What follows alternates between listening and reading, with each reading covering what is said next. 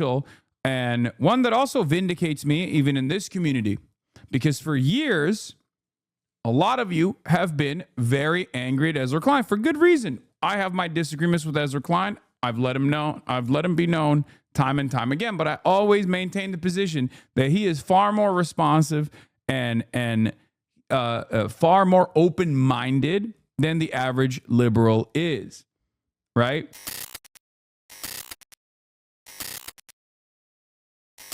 But in any case, ladies and gentlemen, boys, girls, and nebbies, we got a lot going on. Ezra Klein's article came out as well. This is me being a chud-ass loser. Doesn't change the reality that, you know, I woke up at 5 a.m. this morning, and I felt like a disturbance in the force. I woke up at 5 a.m. this morning, felt a disturbance of the force, looked at my phone, boom, right there. The king of liberals, Ezra Klein, the king of liberals, wrote an article defending me, saying I'm not an anti-Semite and that people are insane, which is awesome. This is going to be a very bad day for a lot of centrist liberals who have desperately tried to maintain their grip of control, their grip of influence, their grip of power over the Democratic Party in an environment where there are a lot of people who are who demand more from the Democrats. So that was the conversation for the last 3 weeks, and it's obviously coming to a close. And there are concessions being given right now. It's fantastic. It's phenomenal. I never thought we would get there. Anyway, are you going on Ezra's show now? I mean, I'm talking to him, so we'll figure it out. So, ladies and gentlemen, boys, girls, and MBs, you didn't tweet all night. Proud of you, Chud. Yeah, it's because what did I do last night? I didn't do shit. I did an interview with Prem. That's why. I did an interview with Prem Talker for Zateo, Day in the Life, and it was actually very interesting. The New York Times changed the title from Hasan is Not the Enemy back on the list, big dog. Wait, what did they change the title to? Because that was a good title. Hasan Piker's Not the Enemy. President level motion for this base king currently streaming. It's a concession by Klein. Beware of libs in sheep's clothing. I don't care. That's a good thing. You have to. This is why there's no liberal Joe Rogan. Okay, that's a fine title as well. But that's good. You guys don't understand how politics works, I don't think. You should understand how politics works. This is how politics works. This is a good thing. Okay, this is absolutely a good thing. This is a healthy thing. There's healthy friction existing in the Democratic Party. They probably would have done a better job if they just never addressed this issue and just kept people like ourselves on the sidelines. But they chose to fight this battle over a pivotal race, Abdul El-Sayed's race, and won. I think that's fantastic because it's fantastic for two reasons. Okay, number one, it gave much needed media attention to this Michigan Senate race that Abdul wasn't getting because he's a phenomenal candidate. Okay, that's number one. Number two, this is a healthy conversation to have. It's healthy friction that is taking place in the Democratic Party. I'm going to be talking about all of this and more. But first, personal news-wise, I'm in a pretty goddamn good mood. It's raining, but I'm in a good mood regardless because I worked out. I worked out today, this morning, and in my workout, I've been experiencing really bad gains, just a loss of strength for the past couple of months or so. Finally, it's picking back up. I'm finally back up to 300, 295 technically on the squats as my top set. So that's good because I'm 34. I'm about to be 35 in July, right? So for me, it's been really, really tough trying to both lose weight, keep the weight off, and sit at a fairly significant deficit while also making sure that I don't lose my gains. Now, the reason why I kept losing them is because I got the coveted folks tweet from Dave Weigel. Okay, he's joking, obviously, but I hate.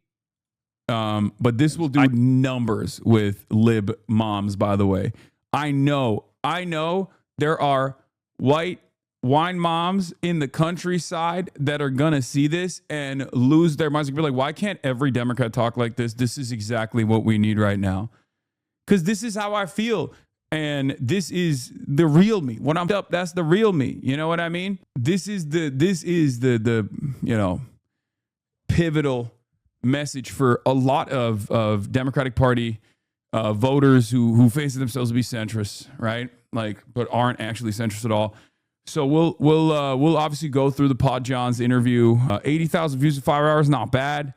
And we'll see where it goes. But every time I do Pod Save America, especially with John, every time I do that, usually a lot of new liberals who are fans of the Pod Johns will hear my perspective and go, "Oh my God, this is why can't we have more people that talk like this?" Right? And there's a good reason for it. It's because most of the mainstream media want those people to encounter me for the first time ever in short bursts, right? 10-second increments. I don't stream for 10 seconds. I stream for 10 hours, right? And this would have been very successful. This would have been very successful 5 years ago, 10 years ago. It certainly was successful against Bernard Sanders, right? It's no longer successful because independent media is uncontrollable and is not interested in abiding by whatever standards that mainstream institutions want to apply. So yeah, in any case, ceasefire fails, JD comes home, U.S. wants to blockade the Hormuz, Lamau. Ezra Klein defends me as centrist Dems concede on tent expansion to the left. Situation monitored. Epstein's Fury Day 43. New York City tomorrow. Yale Tuesday. Get in now. Bowden socialists have Mahmoud Mamdani coming to school.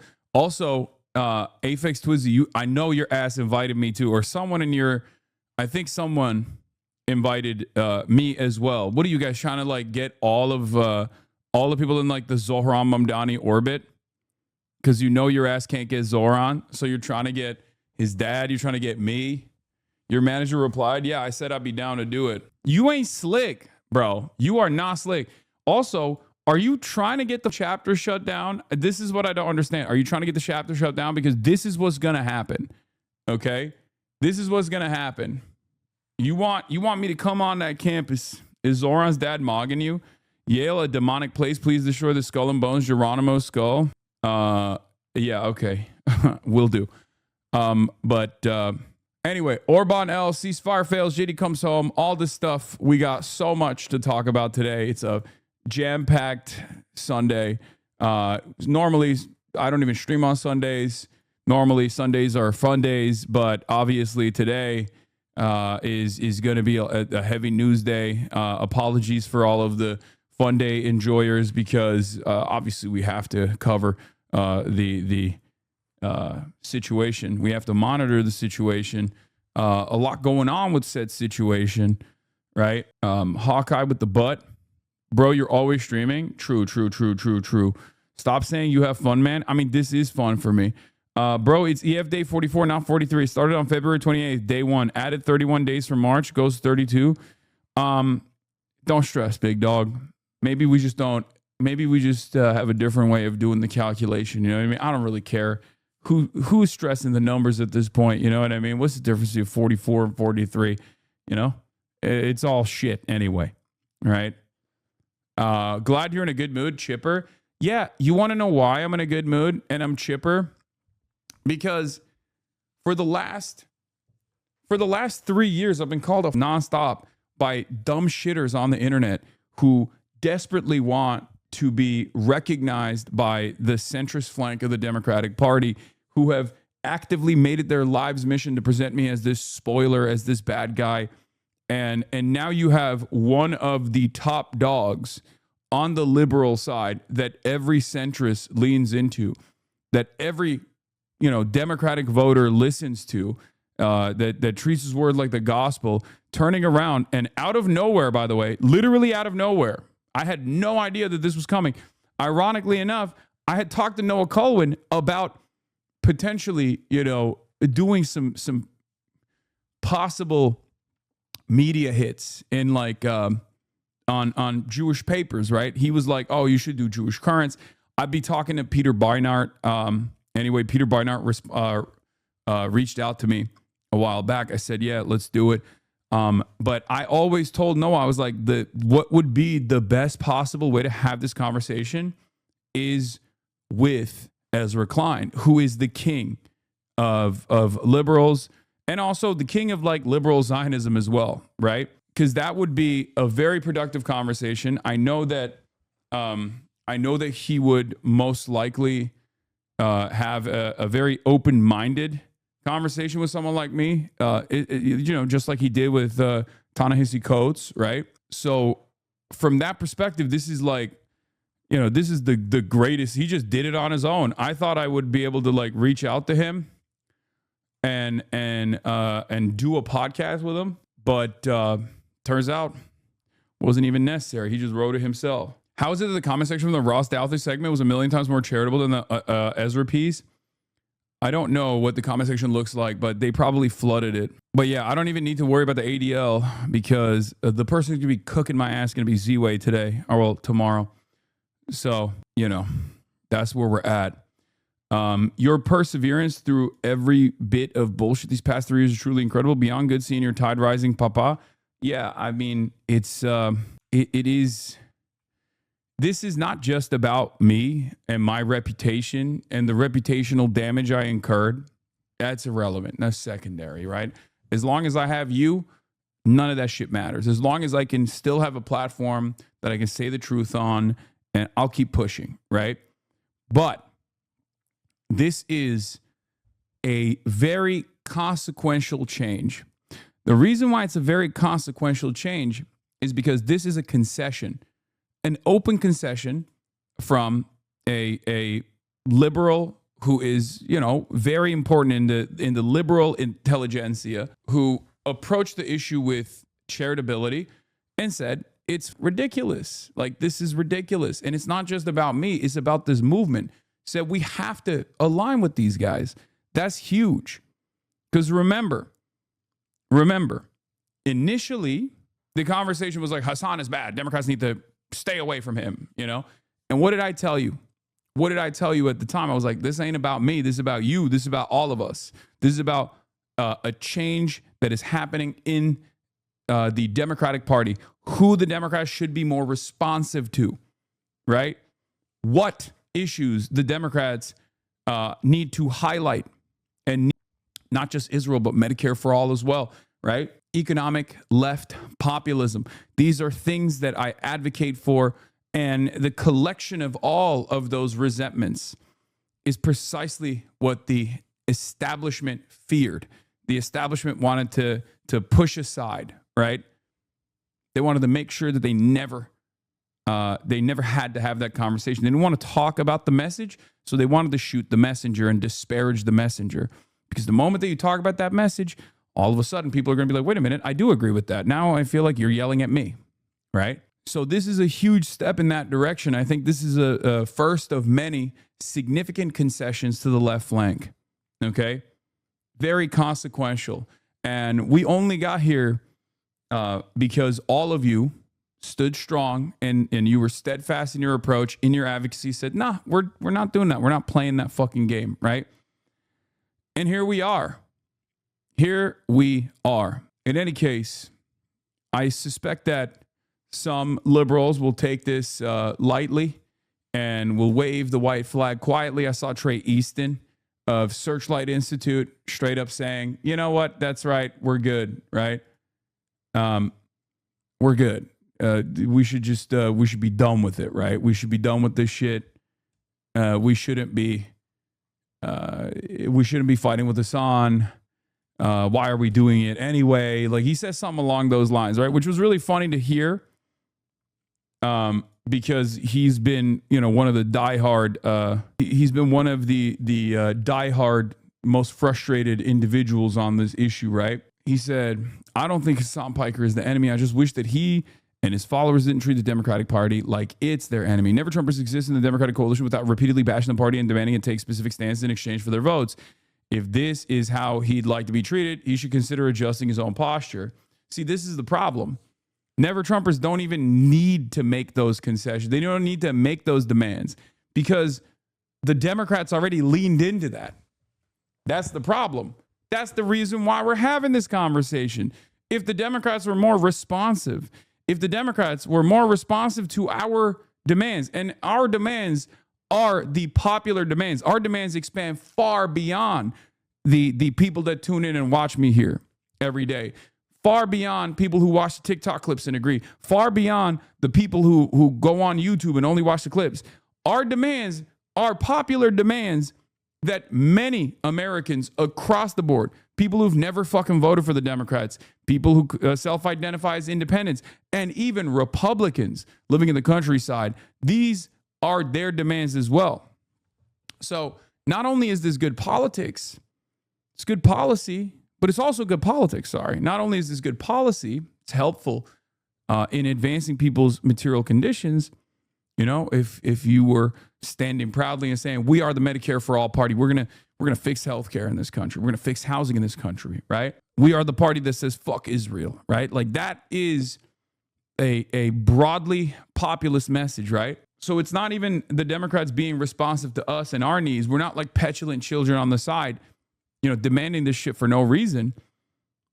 We want the Democrats to push for these policies because it'll also win elections, ensure that Republicans never win again, and last but not least, it will improve people's material conditions. That's what is the most important, most consequential aspect of this at the end of the day. The never Trumpers don't need to make demands in daylight. They do behind closed doors as donors. Yup. I was talking. Listen to her. I am always vindicated.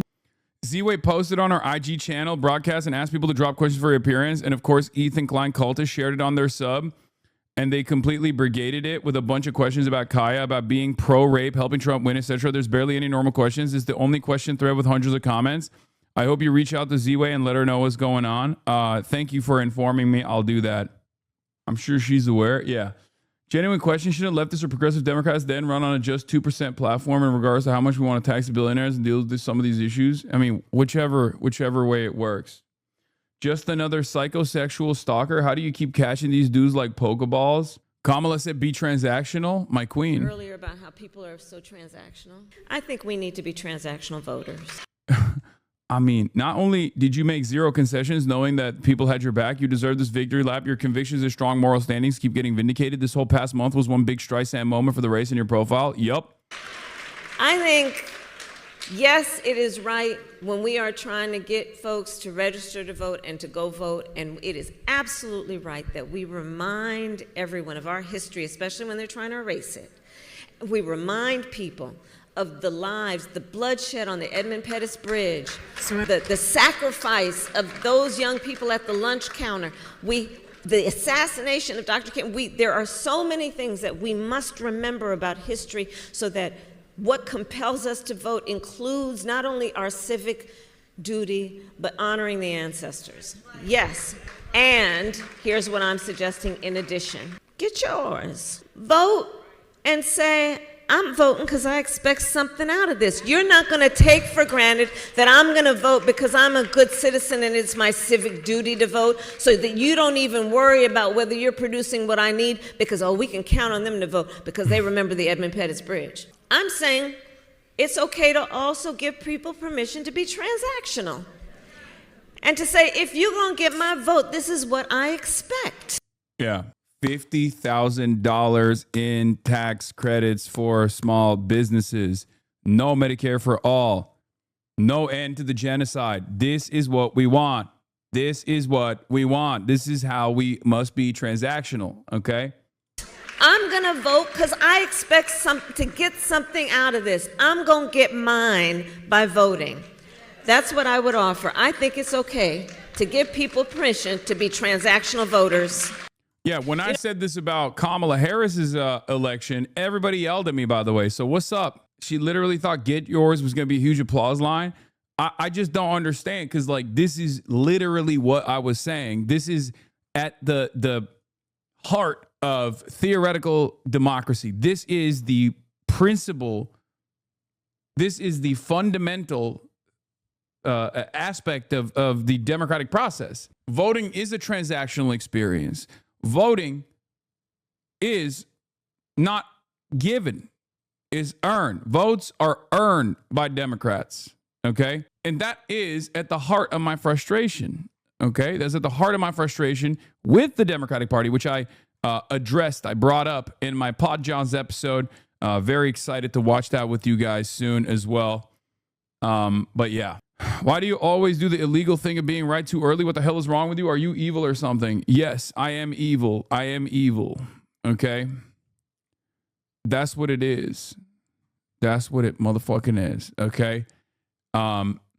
Anyway, let's get started on this. This is why there's no liberal Joe Rogan. Now, originally, the title was, This is Why There's a Dr. Jihad.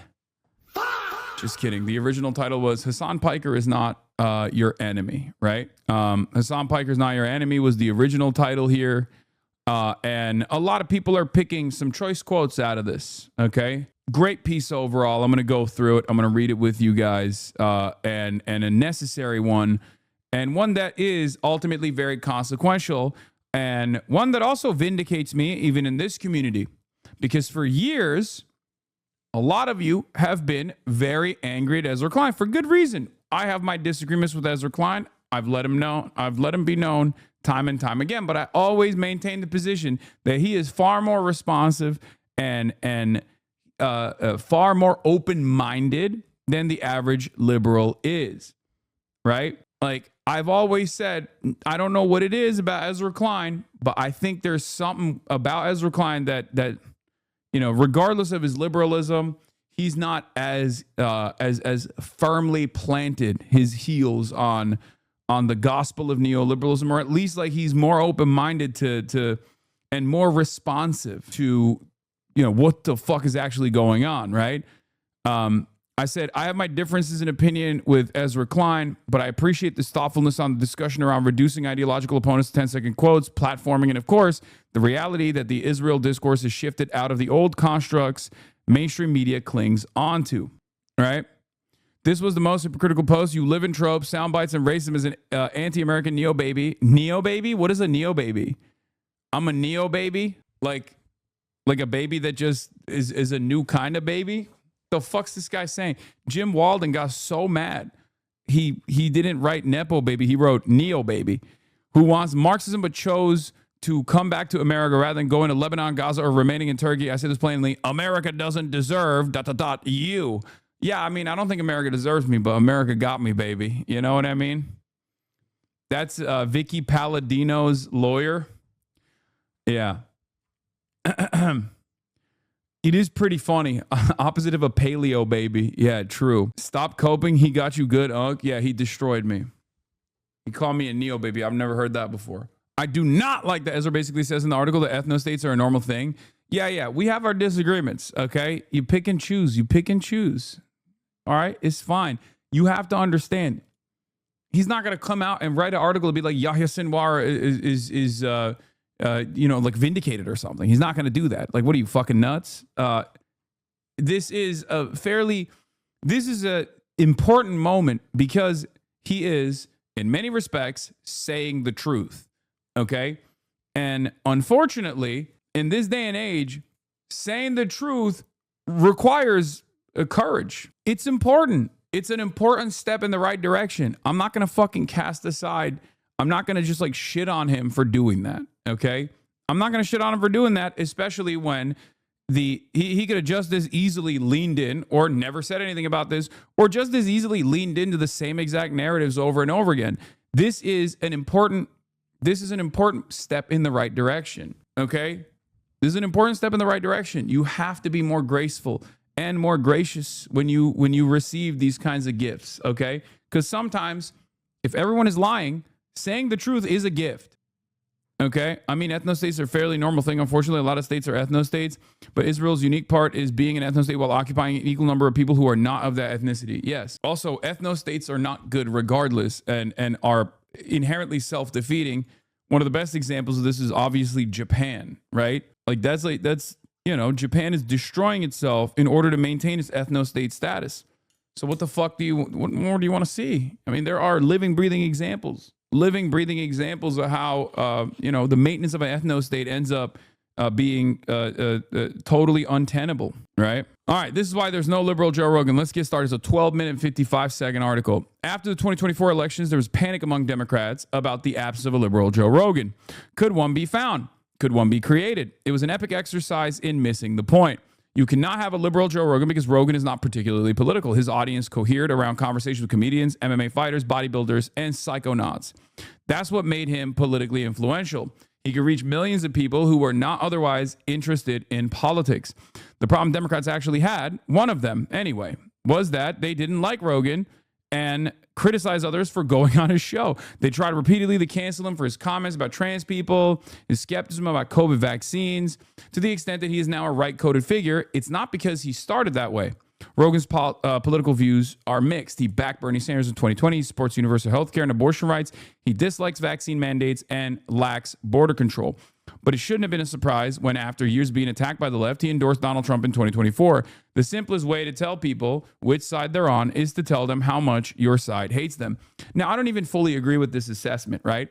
Although I agree with the spirit of being a little bit more tactful in the way that we communicate. And this is something that the left also absolutely needs to understand, internalize when you're trying to build a fucking coalition. Because think about it this way. If I was, constantly bouldering Ezra Klein, I probably would have had less interest in taking a sincere look at, what I put out there, right?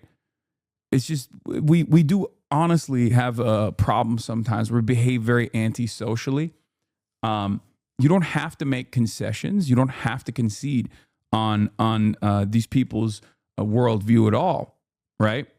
Not the same as Rogan. No, I mean, I have been unbelievably critical of Joe Rogan, but there's never a moment where I was like, I can't believe Bernie Sanders would go on Joe Rogan. Whenever people brought that up, I was like, shut the fuck up. Of course he's going to go on Joe Rogan. He's trying to win, he's trying to win the election, right? Like, I obviously am unbelievably critical of Joe Rogan. Joe Rogan will never have me on his show for that reason, right? But the reality of the matter is, it's important for people to go on Joe Rogan. I would go on Joe Rogan if asked. I would go on Tucker Carlson if asked, right? Like, I don't have any issues with that at all. Many in this community would have an issue with that. They say, you're platforming, you're normalizing him. Because, we have our moral posture. We have our convictions, and sometimes we forget that, person to person, peer to peer communication requires you to be a little bit normal and to dance around, to take the victories that you get. Okay, Joe Rogan doesn't ask people on; they ask to be on. Yeah, no, I know. All right. That brings me to a more important than it might look controversy that has burst out over the leftist streamer Hasan Piker. He had a breakout moment over the past year as Democrats began obsessing over the absence of a liberal Joe Rogan, and Piker, who mixes leftist politics with a bro-ish aesthetic, was proffered as a possible answer, a category error, because, again, the whole point of Rogan's political power is that his show mostly avoids politics. But pick over Piker's years of streaming, and you can find offensive things he said, among them that America deserved 9/11, that his favorite flag is Hezbollah's, that a liberal Zionist is akin to a liberal Nazi. Now, that last two even, is not, offensive to me or to many others as well. But, I guess it's offensive to the perspective of the kind-hearted liberals reading the New York Times opinion editorial section on a Sunday morning. Streamer has said offensive things isn't really a news story. But then Abdul Al-Sayed, the more DSA-ish candidate in the Democratic Senate primary in Michigan, began rallying with Piker. That led Third Way, a centrist group that previously demanded that Democrats draw a line in the sand and shun Hasan Piker and his fellow Jew haters, to send a letter to Al-Sayed to align with his most abhorrent views. Jonathan Greenblatt, the head of the Anti-Defamation League, also known as the Apartheid Defense League, said Piker reflected the dangerous normalization of anti-Semitism in our politics. Politico then asked a number of possible 2028 Democratic hopefuls whether they would appear on Piker's show. Governor Gavin Newsom and Rahm Emanuel said they would. Representatives Ro Khanna and Alexandria Ocasio-Cortez already had. Senators Cory Booker, Ruben Gallego, and Elisa Slotkin said they wouldn't. I think there's rather a lot wrapped up in this controversy, so let's take it piece by piece. Immediately goes into it and cuts away at the whole thing. He says, is Piker a Jew hater, as Third Way alleges? In an interview with the writer Aaron Regenberg, Piker addressed some of his worst comments. I find some of his answers compelling and others less so. The comparison of liberal Zionists to Nazis, for instance, is repugnant and not much improved by Piker clarifying that he opposes ethno-states. What made the Nazis notable wasn't their support for an ethno-state. Ethno-states are common. What made the Nazis notable was their effort to exterminate the Jewish people. And Piker's assertion that his opposition is to all reactionary ideology is hard to square with his admiration for Hezbollah. Okay, two things. So this is his disagreements with the way I've presented myself. Here's the issue. The reason why I say Israel is a Nazi country or Zionism is a Nazi ideology is because that is the truth. It's a reactionary, nationalistic, fascist ideology akin to Christian nationalism that we experience here in the United States of America. It's base boosted because Israel has been carrying out that violence that is the undergirding ideology of the state in order for Israel to exist as a Jewish state that is built on top of millions of Palestinians, many of which are not Jewish. You have to ethnically cleanse those Palestinians. And that's precisely how it works, right? There are plenty of states that have been designed as ethno-states or turned into ethno-states, like Japan is one of the greatest modern examples of this, right? Japan also did its own indigenous genocide in an effort to create an ethno-state, right? It's true, except modern day liberals and modern day socialists and leftists and progressives alike do not agree with those actions. Those actions of the past, just like we don't agree with the actions of the Nazis, and therefore we must not agree with the actions of Israel when it's happening in front of us, right? The whole point of learning about history, the whole point of learning about the Holocaust, the whole point of learning about, the dangers of fascism is so that we don't fucking repeat it. It's at the core of this principle. Never again means never again for all, not just never again for Jewish people, right? So that's the point. That is why I oppose it. Now, I would love to have a conversation with Ezra Klein about this particular issue because I find it very interesting that he's like very thoughtful, but this is a glaringly obvious blindside that he demonstrates, and he demonstrated that with his Ta-Nehisi Coates conversation as well. I think he's moved since then as well, but even then, there's an element there. There's a blind spot there where it's like I grew up with this ideology. I learned about it, and it's like impossible for me, knowing what I know, everything that I've learned. It's impossible for me to see it as anything but. And it's a glaringly obvious moral inconsistency that he actually reveals later when he's talking about, I didn't say blind spot? What did I say? Did I say blind side? Yeah, blind spot. Turkey's pretty broadly recognized an ethno-state by scholars, but you don't see leftists defending Turkey's erasure of ethnic minorities on the regular. Exactly, and I don't do it either, right? The thing about Israel is that it is exceptional. What Israel is doing is exceptional. A lot of people try to say, oh, everyone's done it without explaining that, like, yeah, they did it in like the 13th century, okay? or one of the more contemporary, one of the more modern examples of this is, the Holocaust. So these are things that are roundly criticized, like routinely condemned. It's one of the few things that most historians agree, alongside chattel slavery and the Holocaust, that was like unbelievably evil. It's historians rarely look at events that have transpired and then turn around and offer some kind of subjective sentiment to it, or they don't say this is bad, right? Usually, but those are the two things that they openly say are bad. Aaron Regenberg also had a take on Ezra's ethno-states existing, but we'll get to that in a second. Actually, you know what? I'll just read it. Aaron Regenberg also wrote that New Republic piece, which I never would have thought would reach Ezra Klein's eyes. So I am happy that it did, right? Because when I did that, I genuinely thought, like, I like Aaron.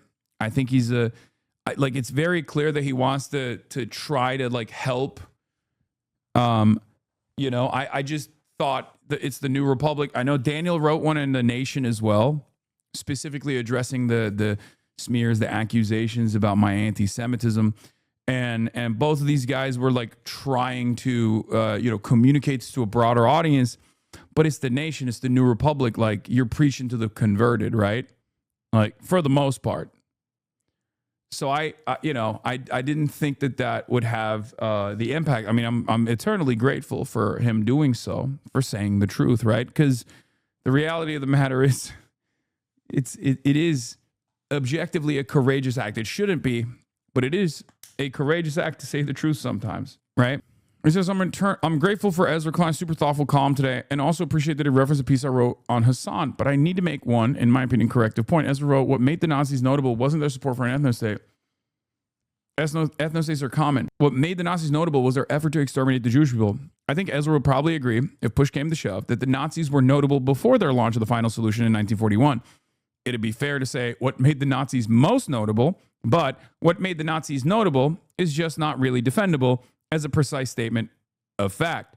It's true.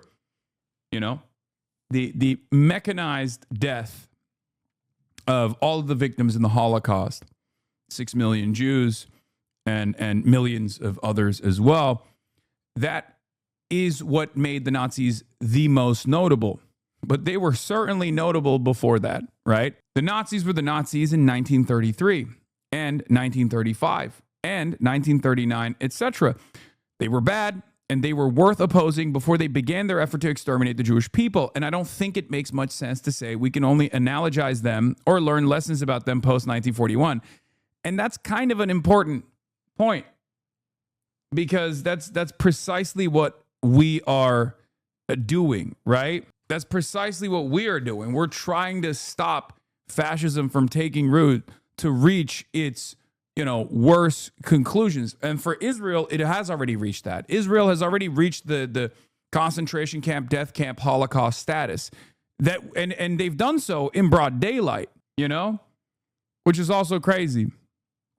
Ezra Klein's essay on Hasan Piker at least comes out with the correct position, but this idea that we're dealing with a different Israel today ignores the fact that the romanticized Israel older people remember was established with the Nakba. Exactly. That's precisely what it is, right? That is the significant difference in opinion between someone like myself, an anti-Zionist, and someone like Ezra Klein, who at least is like more open-minded to the anti-Zionist perspective than the average liberal Zionist is, because the average liberal Zionist has completely either dropped the whole liberalism element of it and is maybe only coming back to it like J Street is in an effort to just like hold on to whatever allegiance that America could continue having with the nation state of Israel, right? But let's keep going, because this part is just one aspect of it, because he's going to turn around and I read the whole article, Chad, I know. But to only focus on those comments is to miss much else that Piker has said and believes. He has also said, from pogroms to the Holocaust, Jews have always been singled out by those in power as a scapegoat for the instability and economic volatility that people in power caused. A resilient, nascent anti-Semitism is a constant threat. He has called anti-Semitism gross, immoral, and a hate crime. He has promoted John Ossoff, a Democratic senator from Georgia who is Jewish, as a 2028 presidential possibility. In previous presidential primaries, Piker supported Bernie Sanders, who is also Jewish. It is an unusual form of Jew hatred that calls out anti-Semitism and promotes Jewish Americans for the presidency. I have deep disagreements with Piker, but he isn't a Jew hater. He's an anti-Zionist. And here, I think, the real stakes of this fight come into view. We are living through a rupture in both the meaning and the reality of Israel. A Gallup poll from February found, for the first time, that more Americans sympathize with the Palestinians than with the Israelis. Among Democrats, the gap was overwhelming, with 65% who sympathized more with the Palestinians and 17% with the Israelis. The difference, as I have argued, is largely generational. Older Americans still view the Israelis more sympathetically, but among Americans aged 18 to 34, 53% sided with the Palestinians and 23% with the Israelis. This is new. Before 2023, young people and Democrats were more likely to side with the Israelis. This is not a result of an international psyop or a profusion of memes. The Israel that young people know is not the Israel that older people remember. Now, this gives Ezra Klein's perspective a little bit more clarity, right? Because I've been here for the last decade and a half professionally in my career as an anti-Zionist, as an open, avowed anti-Zionist, right? The old Israel is still the new Israel. The new Israel is just accelerated and is doing this in broad daylight. It's accelerated its mowing of the lawn operations. It's accelerated its domination and complete annexation of the West Bank. But those wounds continued. Those strikes continued in the old Israel. It's just that the media environment and the perception of the Western world of old Israel was the country that dominated all of the Arabs.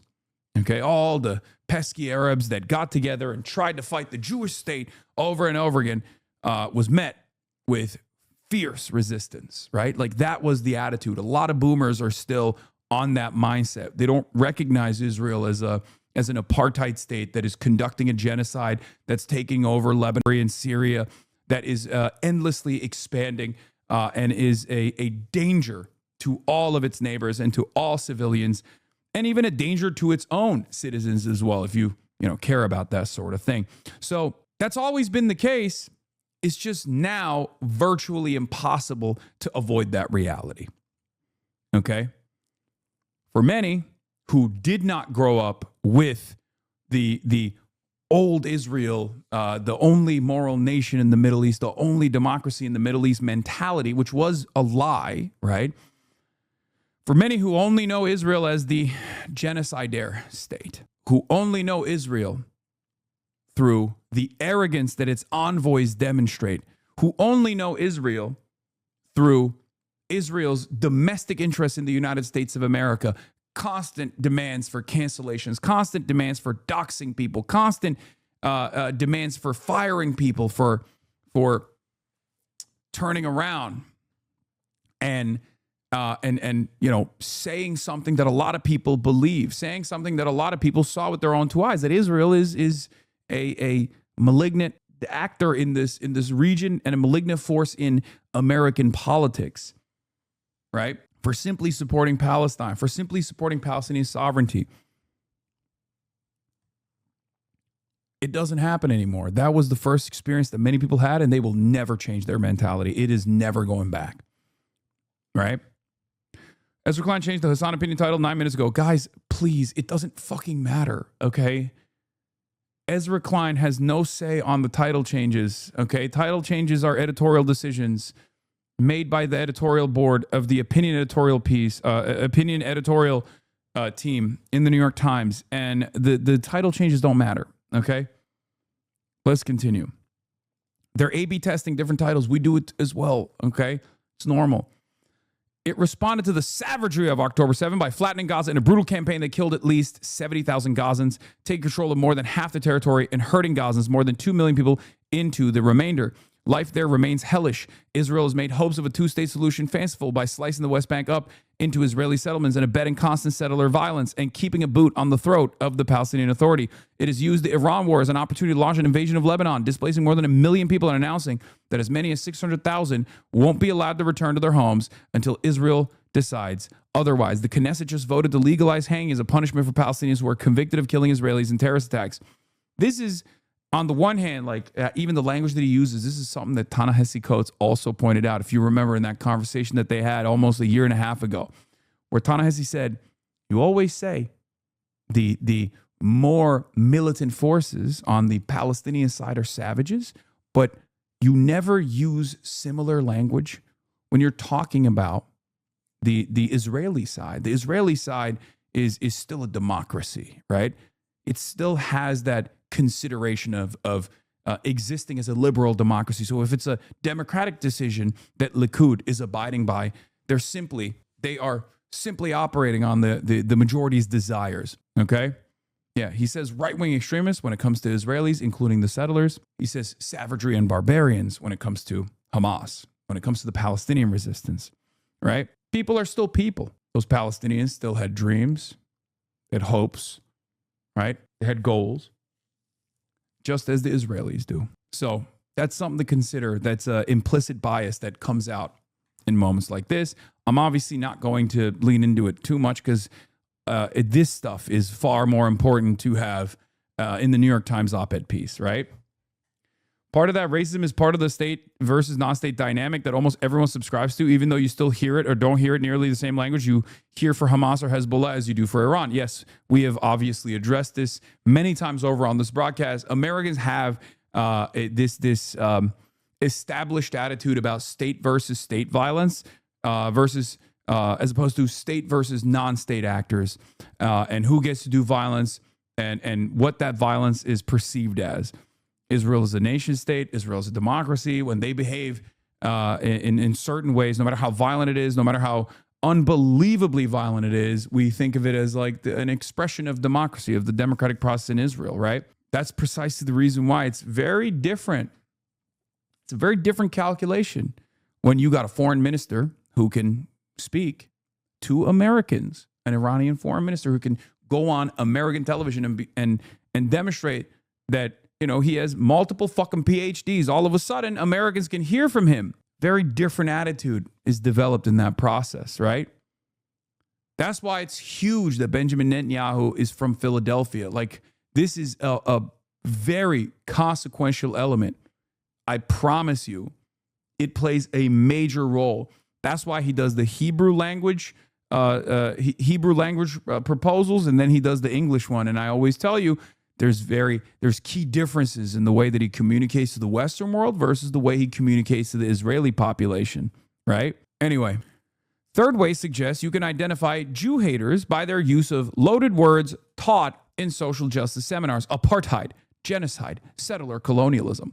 If that is the test, then a large number of American Jews now fail it. Israel, as it is behaving today, and as it is constructing itself for tomorrow, is incompatible with any normal understanding of liberal values. That's it. That's the fucking truth nuke. That's also the contradictory statement that he that contradicts with his previous statement of like liberal Zionism is also liberal Nazism, where he goes, ethno-states exist. Chill out. That is correct. That is correct. Correct. It is utterly incompatible with modern day liberalism. It's utterly incompatible with modern rules of conduct, modern rules of warfare, rules of engagement.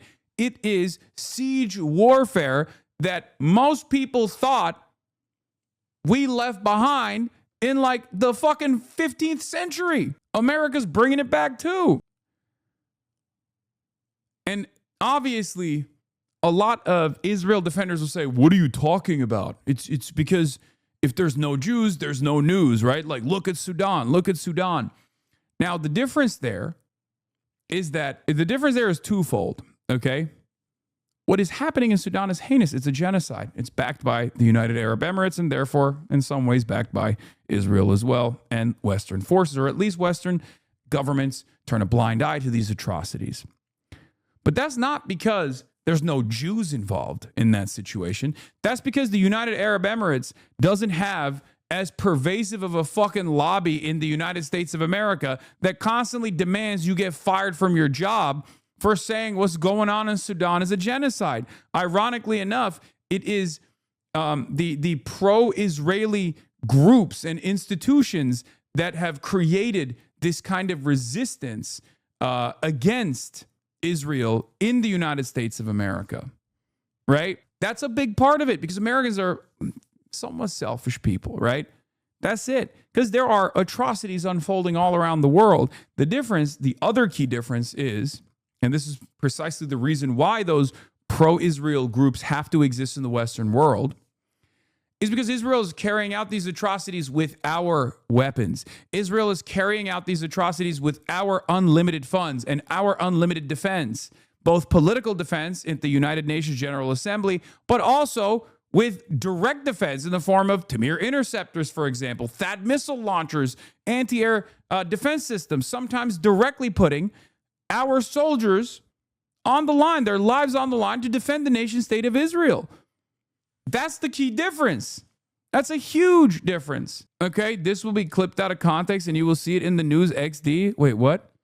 I don't know what you are even pointing to because nothing I said is wrong. Do you understand? Like, I'm of this mindset that if Belgium was doing what it used to do in the Congo, right? Like right now, and America was like, no, you have to do that. This has to happen. We have to also forcibly put Belgians in there, and establish settlements and stuff like that.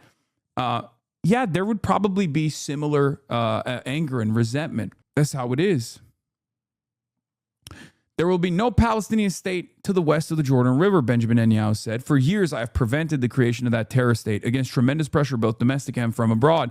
We have done this with determination and with astute statesmanship. That exact paragraph in the article is why you can't be a liberal Zionist. There's no such thing. Yeah, I mean, you can be, but it's just like there's varying degrees of fascist sentiment, right? And it exists in America as well. I'm going to always bring it back to America. Like you have Christian nationalists, white supremacists. You have varying degrees of people who demonstrate that kind of like underlying racist sentiment, anti-blackness, anti-immigrant sentiment, things of that nature, right? Not every single person is going to be maxed out on the fucking Nazi spectrum. And it's no different on liberal Zionism versus ultra Zionism as well, right? That's how it is. Some of you know people in your lives who are otherwise very kind people, but have these like massive fucking blind spots when it comes to, the way that they approach black people, for example, right? Like maybe they don't act out on those desires, luckily, but they still have those opinions, right? Like they still carry a little bit of that resentment, a little bit of that fear, the unjustifiable fear. Our goal here is to identify that and tackle it, right? Identify that, combat it, help people come to better conclusions, all right?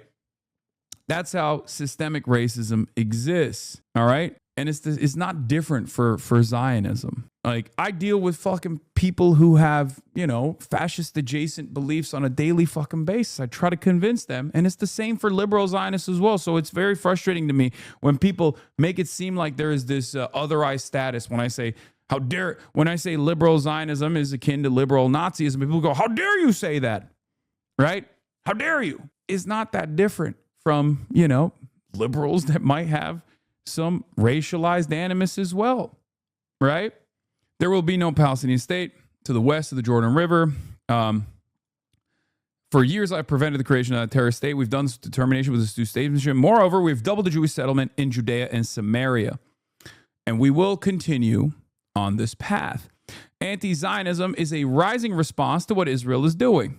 Well, it's a response to what Israel was doing and is still doing, right? It will simply not be possible to treat it as a marginal viewpoint that can be shamed or shunned into invisibility. Yes, anti-Semitism often cloaks itself in anti-Zionism, so don't do the anti-Semites work for them. If you keep telling people that this is bars. If you keep telling people that they oppose the Jewish state, then they must hate Jewish people. Eventually, they will believe you. Felix Biederman, in the last Chapo episode, put this in less kind terms, where he said, if you think Hasan Piker is an anti-Semite and you want to cast him aside, even though he cares about anti-Semitism 8,000 times more than I do, Philan, you're not going to like what comes next. Okay? He's right. It's unbelievable that they're still playing this fucking idiotic game. They're just not even recognizing it, right? The impulse to cut those off with whom we disagree reaches far beyond Piker or the Israel-Palestinian debate. It sits at the heart of cancellation as a political tactic. It relies on a belief in the power of gatekeepers that might have been true in an earlier age, but no longer reflects as the way attention is earned and held.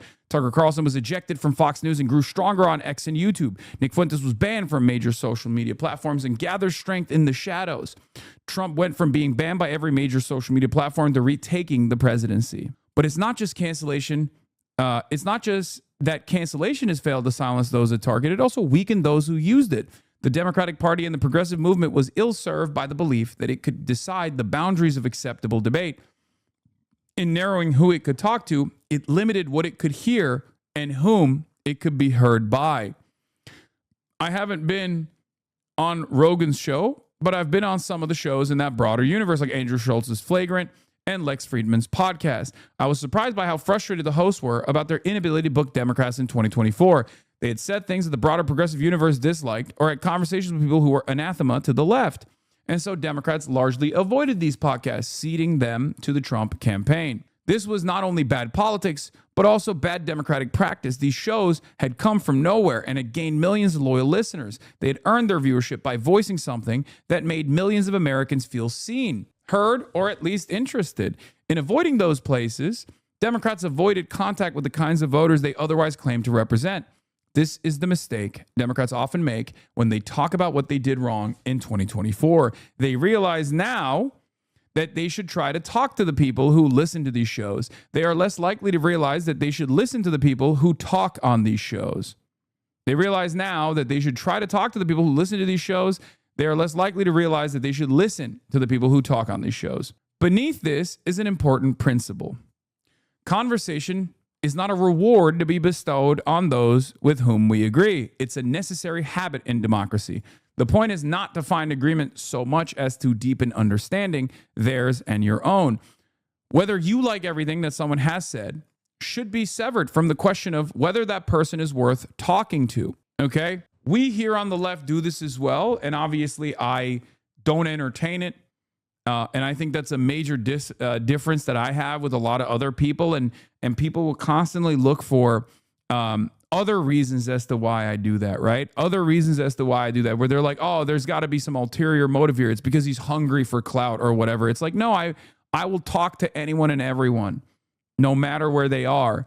I'm not going to compromise on my values, but I will try to convince not only my interlocutor, but also my interlocutor's audience that might not have actually ever encountered my perspective, and certainly not encountered my perspective without filters, right?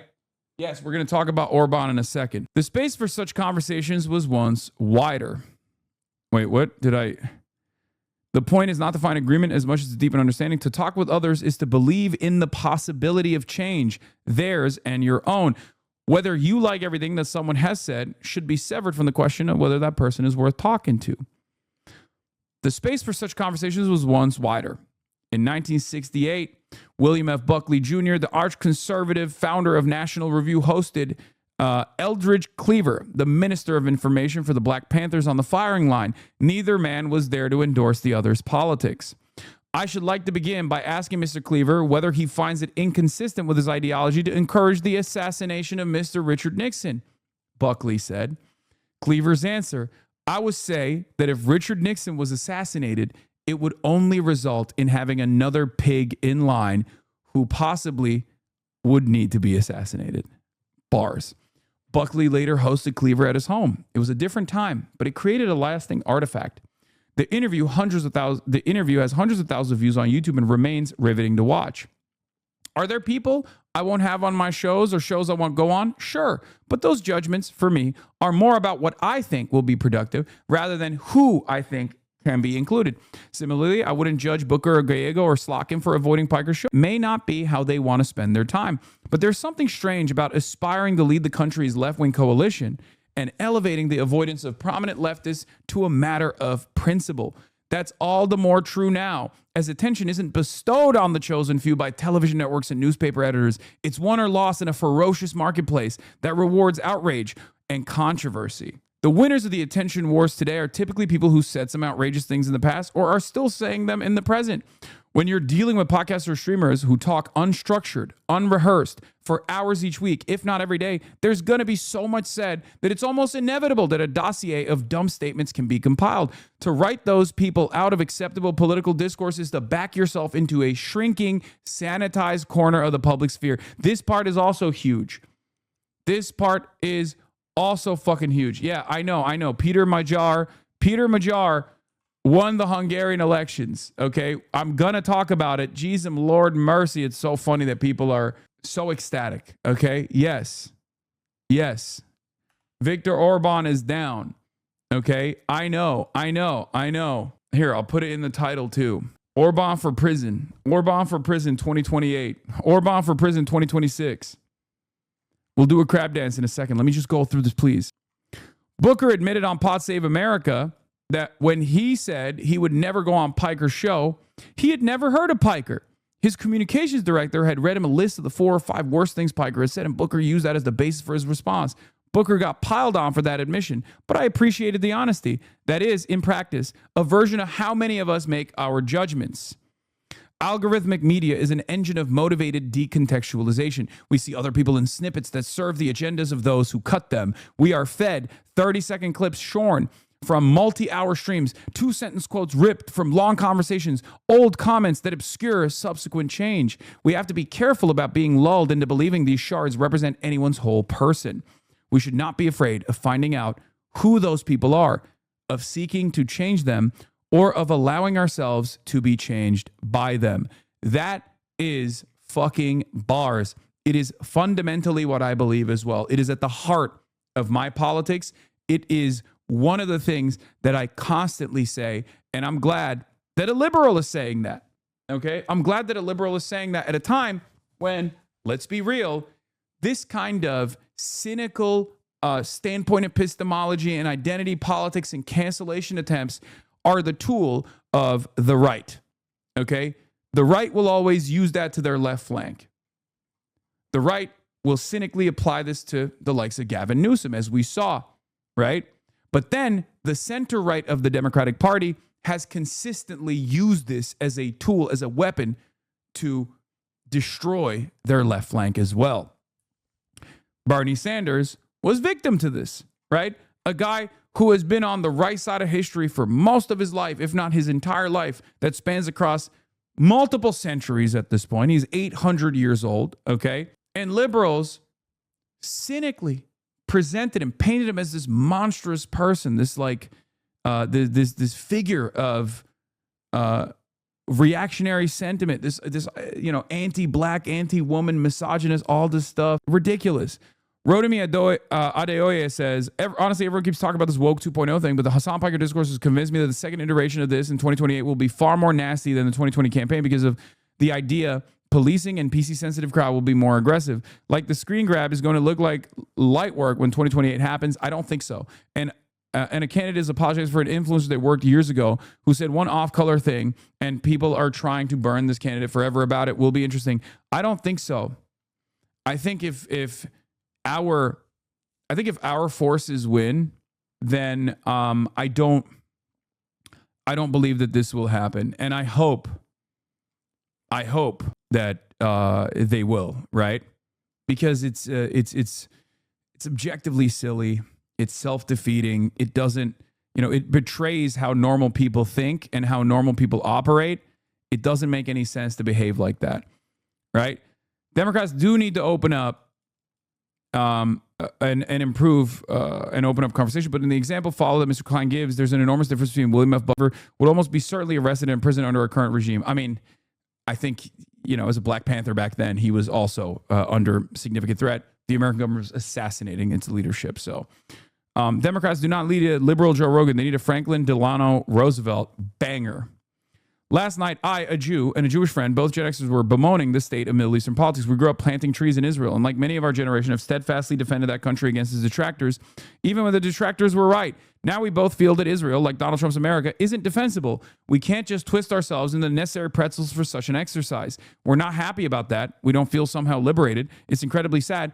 But there are some things we simply can't buy, and Israel is now one of those things. Like it or not, the Jewish diaspora in Israel are tied at the hip. We're expected to support Israel financially, militarily, spiritually, no matter what. Indeed, we are shunned by our community if we don't. The government of Israel also demands this blind allegiance, and yet, where is my vote? Do I get a say in whether Ben Gvir or Smotrich sits in the Knesset or on the cabinet?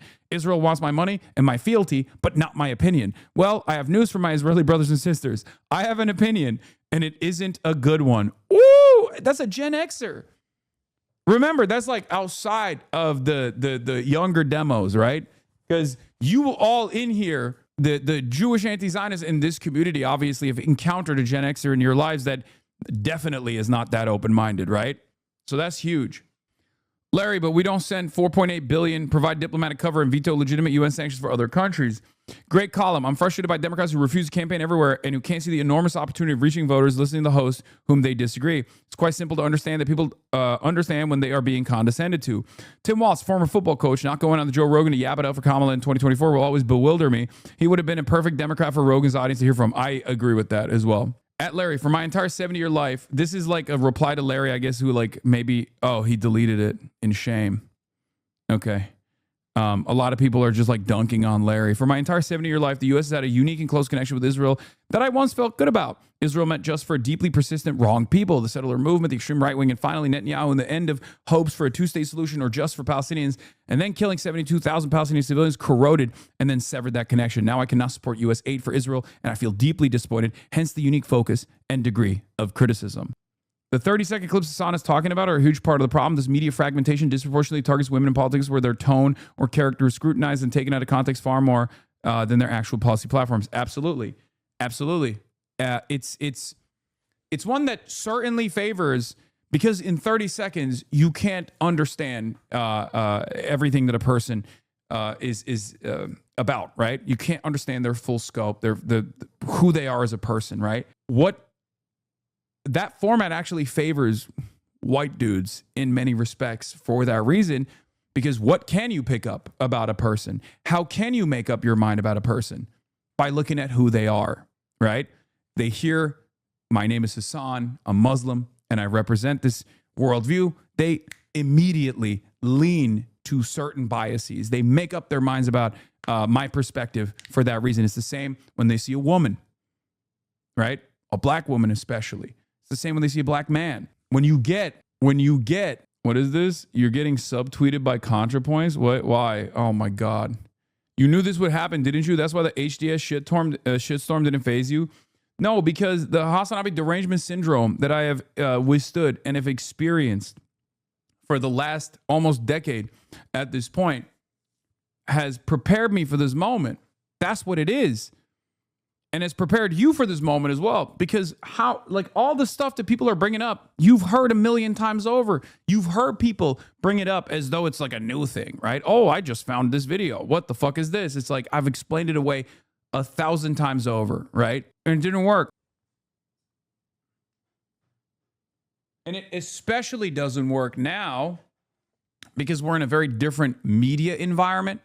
And it especially doesn't work now because we live in a very different environment, like an ideological environment where people are demanding more. People don't have the same implicit biases that favor the development and the protection of the nation state of Israel, right? So that's what it is. Yeah, most people are defending this. I bet most Democrats who object to Piker have never listened to his show. Instead, they've been presented with a few clips of the most outrageous things he has said and told themselves they want nothing to do with him. I saw this in real time on an episode of The Bulwark with Sarah Longwell and Tim Miller, hardly a left-wing show. She read out a series of Piker's quotes and argued why she wanted nothing to do with him. He was an irredeemable anti-Semite. There was nothing more to discuss. The whole conversation was a knee-jerk reaction to anything that smacked of criticizing Israel. It's horrific treatment of Palestinians before and October 7th. Dude, this is exactly what I was saying. You see?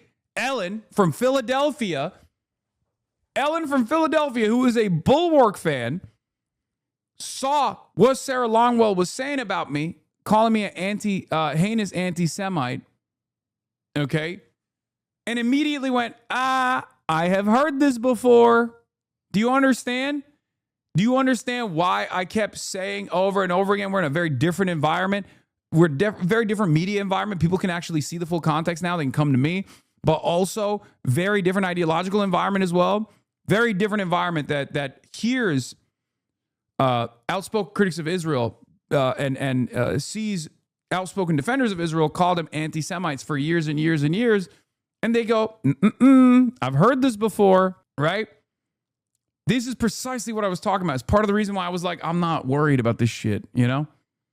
And it's outside influence in American politics. In some circles, you're just not allowed to point out what Israel is doing, while the rest of us stand here horrified yet afraid to say too much, lest we be accused of being anti-Semitic. A brief reading of the comments of that video showed just how far apart Sarah was from her viewers. Unfortunately, Democrats are so afraid of offending the easily offended in the party that they don't know how to have honest conversations with people with whom they might have some disagreement, especially when it comes to Israel. It's really quite discouraging and not likely to build a larger coalition of the very people Democrats say they want and need to attract. There seems to be more policing on that issue than there is on anything else in the political discourse right now. It is not helpful. In this column is the answer to why progressives, of which I one, have lost so many voters and the solution to getting them back. But to accept this truth and start winning elections will require the very few human beings, the things very few human beings can do. Let go of the sense of superiority. It gives you a sense of self-esteem. Be genuinely open to dialogue with those you disagree with. Actually talk with them. And the hardest of all, be open to changing your mind. The path to power lies before you. So yeah, I think everyone's dunking on Larry. I suspect, judging by what people have said, judging how people have responded to Larry, I assume he was like, why do everybody care? Why does everybody care about Israel so much? You know, because everyone is like, yeah, you know, it's giving Jew hatred a little bit, sweetie. Remember, this is the New York Times subscription base, right? This is the New York Times editorial page. These are the people who wrote 524 comments so far on this article that just came out a couple hours ago. Okay? So just understand that this is not, you know, the HasanAbi head constituency. Okay? These are the Barbaras and the Deborahs. These are the highly educated, urban, and even sometimes suburban white liberals with a higher degree of educational attainment, and also ones that are financially better off. Okay, we're talking about the coastal elites that play a major role in the base of support for the Democratic Party, at the heart of the Democratic Party, the ones that go out and vote in the primaries, the ones that go out and vote in special elections. This is who is ride or die for the Dems. So for them to come out and lean into what Ezra is saying is huge. Something has changed. This is what I've been repeatedly explaining to you over and over again, and I've seen it with my own two eyes, right? The New York Times closed the comment section. They have almost 600 comments, so they turned it off. I was going to comment, but it shut down. Too many people supporting you. That drives the editors. No, they like the comments. I'm subscribing. They shut down the comments because it was too much. It backfired. I'm just a regular guy that wants to understand what the elites think. No. I think they do that normally. That's fine. In a couple hours once it comes out. I don't think that the editors hate clicks and conversation that takes place under their editorial pieces. Anyway, I must admit I was lost reading most of this article, as if I was continually caught in an ideological maze that I could not exit. The habits or mindsets I developed over the years of running a small organization were dismissive of abstract theoretical discussions, always focused on how to make the systems and personnel work better. Really, what the American voter is yearning for is a government that works, that repairs roads, provides decent health care, that keeps schools safe, that provides affordable childcare, housing, transportation. I could go on. But attending to the details and processes of a well-run organization leaves little time to debate or discuss the meaning and implications of the cultural vocabularies now circulating in the podcast circuit. If I have to choose between someone who, whatever their flaws, stands firmly against ethnic cleansing and genocide, and someone who, whatever their virtues, won't be unambiguously against these crimes and their perpetrator, my conscience requires me to side with Mr. Piker. That's the argument. That is the reason why when people were like, oh, Hasan, how do you feel in this moment? You're getting inundated with like smears and shit like that, right? I said, I don't feel lonely at this point. It doesn't matter, because the people who are choosing to present themselves as enemies of myself and this community are choosing to present themselves as enemies to the overwhelming majority of the population that has seen heinous acts of violence perpetrated with our tax dollars and demands change. It's a 90-10 issue, right? It's a fucking 90-10 issue. The moderates in the Democratic Party constantly complain we need to reach out to other voters and stop canceling each other, that the extremists in the party keep forcing them into unpopular positions. Then they run into a genuinely popular voice like Hasan Piker. And because he insults Israel and pushes Medicare for all, he needs to be canceled and ostracized. Even those ideas are much more popular than moderate positions like unlimited aid to Israel and no limits on drug prices. Who really are the extremists? This is also another attitude shift that is brewing. Okay? This is also important to understand. I believe it was Morris Katz who did the ad campaign for Zohran Mamdani and Fight Agency that had a really interesting podcast, had a really interesting conversation on, I think it was the Nation's podcast, Fighting Fascism podcast, where he basically said, Americans think Trump is a moderate. It's true, they do. Americans think Zohran Mamdani is a moderate. Americans think Bernie Sanders is a moderate. Americans think Kamala Harris is a radical. Why? Now, of course, demographics play a role in this, but Zohran Mamdani is a brown guy, right? He's brown, he's Muslim, he's a socialist, and he's an anti-Zionist, right? So Kamala Harris is partially seen as a radical because she's a black woman from California, certainly plays a major role in that dynamic. as opposed to Donald Trump, who is an insane person and yet seen as a moderate from their own, from, the perspective of the base on his side. Now, why is that the case? Because Trump is a populist. He is a right-wing sloppulist that has been, especially in the first 2016 election, a heterodox Republican, right? He had a lot of positions that he advanced, like not touching Medicare, not touching Social Security, things like that, that were truly unique to the Republican position. Never been heard of before from any Republican, right? While simultaneously leaning heavily into, anti-immigrant sentiment and racism and things of that nature. So that is, yeah, I mean, this is it. Yep. This is like, it's a meme, but it's kind of how it works. Okay. The aristocrat political pundit class completely oblivious to how the median voter thinks. They're how you get situations like Kamala campaigning with Liz Cheney. Yeah. The average American thinks Kamala Harris is a radical because the only things that they've heard from Kamala Harris are choice quotes that the opposition has defined her as someone who is only invested in giving bottom surgeries, the Guatemalan undocumented migrants.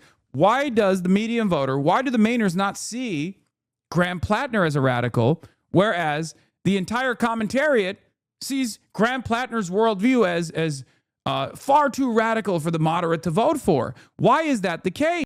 Why is there such a major disconnect with the way that the average voters perceive Graham Plattner versus the blue sky liberals and the commentariat and the way they see Graham Plattner? Because Graham Plattner is uncompromising in his advocacy for trans people, but Graham Plattner is offering every voter something that they can understand, that they can associate with. Graham Plattner is talking about affordability. Graham Plattner is talking about Medicare for all. Graham Plattner is talking about cutting ties with Israel.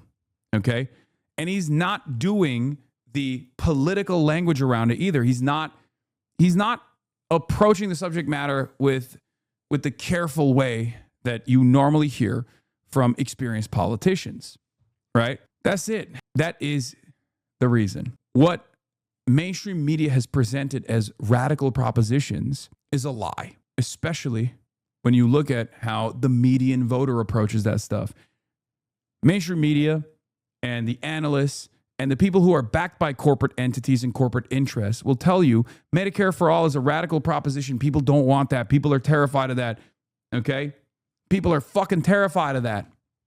They don't want it at all. Please don't advocate for that. And the politicians hear that and they go, yeah, that must be true. And a lot of liberals hear that and go, I'm internalizing that message. I agree with it as well. I'm a real Deborah, as you say. I'm 62 years old, college educated, New York Times, HasanAbi head, even a wine drinker.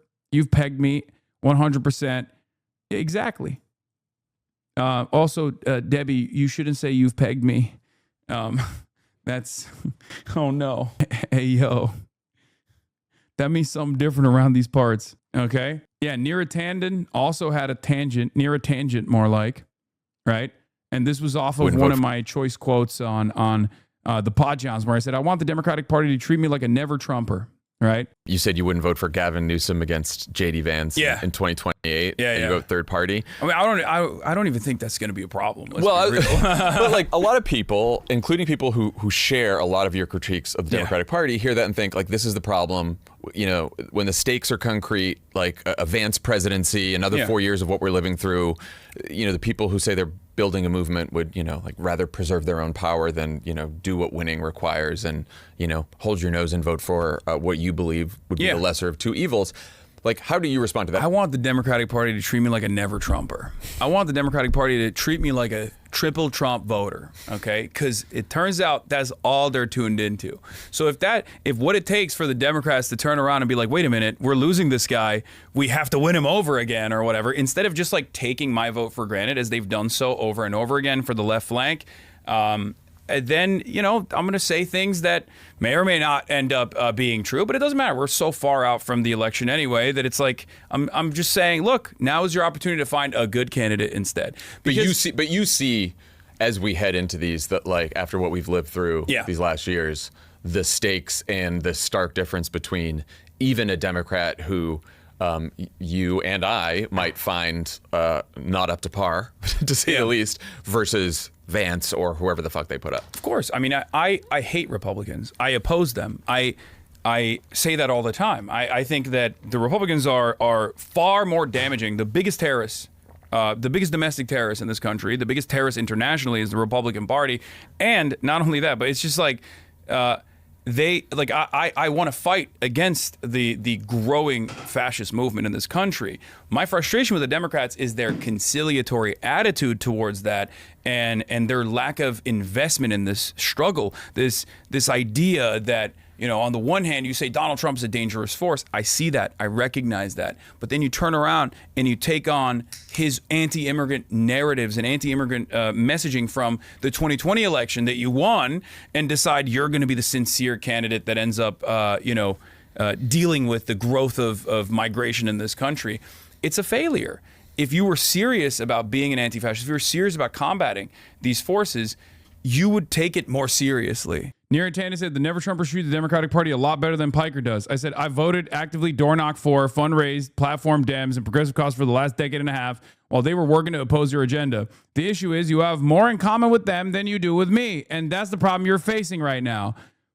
To which he responded with, perhaps there's a semantic difference here. Never Trumpers champion Kamala, even though they disagree with her on a lot of policies. They did so because they saw the stakes of the election and how things like this utter disaster of the last year could happen. They also champion Biden and Hillary for the same reason. I'm glad you work for so many progressive causes, but saying you see no difference in Kamala and Trump and blasting that out to millions helped Trump. And 2024 was an existential election. Now, maybe those statements were taken out of context. Happy to engage in conversation anytime. Okay? Here's the thing. The Never Trumpers didn't have to get concessions because they got those concessions ahead of time with the way that Kamala Harris presented herself. This is the problem. And these people don't want to understand that. It's not just parading around with Liz Cheney. It's also saying things like, I'm gonna command the most lethal military at the DNC, refusing to have a Palestinian speaker at the DNC, refusing to have a trans speaker at the DNC. What you communicate in the finite amount of time that you have, 107 days, to win an election with your campaign is important. It's consequential. And the Democrats actively communicated to the Never Trump agenda. They actively communicated to try to win over the suburbanites, the white, relatively well-off suburban voters. Okay? That's it. That's it. Yeah, you literally have 25,000 hours of anti-Republican commentary. You shouldn't really have to door knock.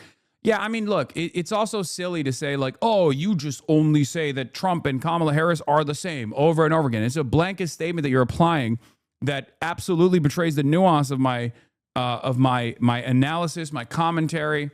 It's a totally ridiculous thing to keep slapping on over and over again. My anger and resentment was Kamala Harris's methods of communication, where she was trying to present herself as somewhat Trumpian on a lot of the issues that matter. That's the problem. That's the problem. Anyway, yeah, we're building the wall after 8 years of saying, you know, the wall is a racist and unnecessary expenditure. Turning around and being like, we're going to be the build the wall party now. Trump is not sincere about building the wall. It's fucking ridiculous. Right? It's totally ridiculous. You do that, people are going to look at you and go, you're inconsistent, you're a failure, you're weak. And now I believe what you're telling me, right? Maybe we do need to build a wall. Maybe immigrants are a national security threat. Maybe Trump is right. I'm going to vote for the guy who's been right all along then. I'm not going to vote for you. I'm going to vote for the other guy. That is the calculation. You're pushing people to vote for your opposition when you concede on the hysteria that they've concocted. Yeah, I think back to that 60 Minutes interview where Harris said Iran was the biggest threat to America, and I cringe. Exactly. You can't like that over and over again, presenting yourself as like a war hawk, and then get mad when Trump took advantage of that to turn around and say, oh, see, I'm actually the peace candidate. I'm a peaceful dove. Look, they're running around with Liz Cheney. They're saying they're accepting the endorsement of Dick Cheney, right? It's fucking ridiculous. Don't try to rewrite the history, okay? I totally agree with this, but I wish more of this big tent energy was directed at people who drove Jared Golden and Joe Manchin out of Congress rather than the meta discourse about podcasts. Oh my God, Mattingly. Yeah, no, the Democrats are not conciliatory enough to the right-wing forces within the party. The Klein essay on Piker is good because it might be the first time someone with a large platform says this. We don't talk to people we disagree with. Mindset is new. It took off post-2016 with the rise of political correctness. The activists of the past did not act like this. And it's ironic because when American politics was more openly racist, sexist, people were actually arguing more. That open conflict is part of how things changed and improved over time. People saw the disagreement and allowed them to decide their beliefs, which helped the left. I don't understand how people who want society to improve expect to get there by refusing to engage with opposing views. You can't change minds if you won't talk to them. Enjoy the echo chamber, but it's just not going to change your community or the world. And just dismissing people as white men podcasters that engaging their arguments is not serious. If you're putting ideas into public discourse, you should be willing to defend them. Falling back on identity politics just shows you're lazy. Yeah, Tim Walz also said he would do a nuclear first strike on Iran. Like, what are we talking about? The forever wrong Matt Iglesias. At least he isn't that creature, Michael Treacer, Richard Hanania, who loves sex crimes. Oh my God, Richard Hanania. Oh, brother. Oh, brother. Matt Iglesias makes Nick Shirley look like Noam Chomsky. Oh, that's awesome. Yeah. So, I think this is a big deal because a lot of people will read this, a lot of people will see this, and they will retreat, as Trey Easton has as well. Look, I don't think Hasan Piker is the enemy. I just wish that he and his followers didn't treat the Democratic Party like it's their enemy, right? And then he retreats back into never Trumpers don't make concessions. Yeah, they don't have to. They're doing it right now, though, right? The Democratic Party, by force, it has to reckon with its left flank, okay? And once that happened, you and all the others who represent the interests of never Trumpers decided you had an issue with that. You didn't want to expand the tent to the fucking left. You wanted to expand the tent to the fucking right. That's why this conversation is taking place, but I'm glad that he's at least smart enough to retreat from the conversation after spending weeks and weeks talking about this shit. They tried to avoid talking about you because they know their perspectives are milquetoast bullshit and they know the risk losing their liberal audience, the rising class consciousness of building a true movement. Yes. Anyway, we have some fantastic news. Ynet Global. If Orban falls, Israel could lose its EU firewall. Hungary has repeatedly used its EU veto to block sanctions on Israel. If opposition leader Peter Major and aligns with Brussels to unlock billions of funding, Jerusalem could, lose their EU firewall. And guess what? Lo and behold, all right, Hungary's prime minister. Hungary, ladies and gentlemen, let me tell you something, okay? Let me tell you something. Lo and behold, okay? Lo and behold, listen up. We're opening up the filters here. Okay? We're opening up the filters so you can spam. Boys, girls, and ambies. Victor Mihaly Orban. We'll talk about that, obviously. Hungary election, Prime Minister Viktor Orban concedes defeat to opposition, ending 16 years in power. Let's take a look. Minister Viktor Orban has conceded defeat in the country's election, ending 16 years of power. He has congratulated opposition leader Peter Magyar, whose party is on track to win a two-thirds majority in parliament. Sheesh! Nearly half of the votes have been counted. Hungary's election committee reported a record turnout. All right, we're going to go live on this breaking news to our correspondent, Steph Vasin. She joins us now from Budapest. Steph, obviously this is a huge result for the opposition. What are you seeing? What are you hearing where you are? What an evening here for the people here.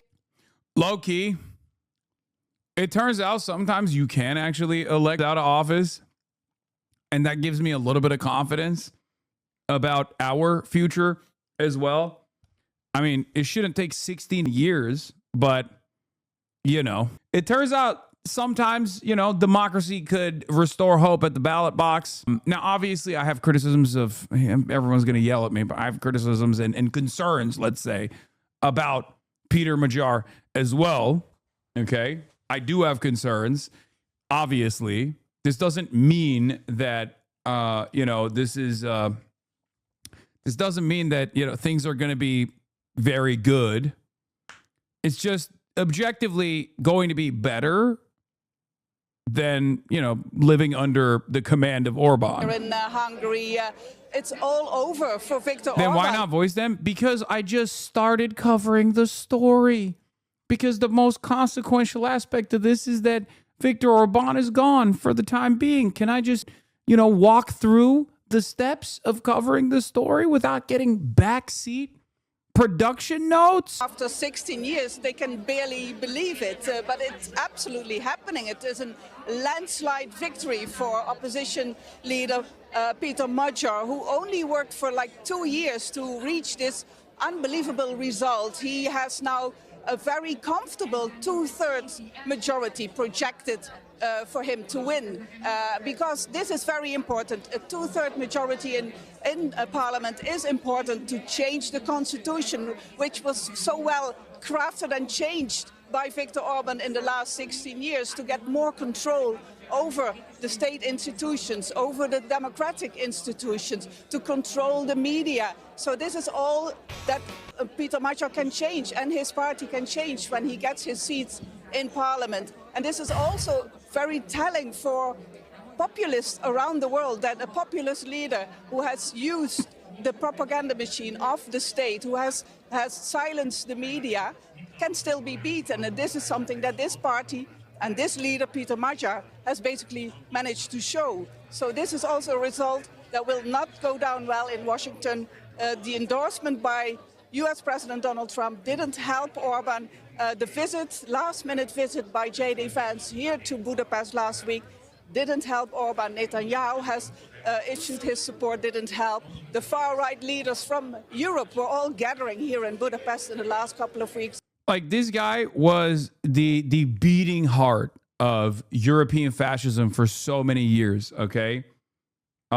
Right populist, totally aligned, massive dick rider of Donald Trump. J.D. Vance personally tried to help him win the election. Donald Trump personally tried to help him win the election, literally said, we'll reconsider our allegiance with Hungary if Viktor Orban loses.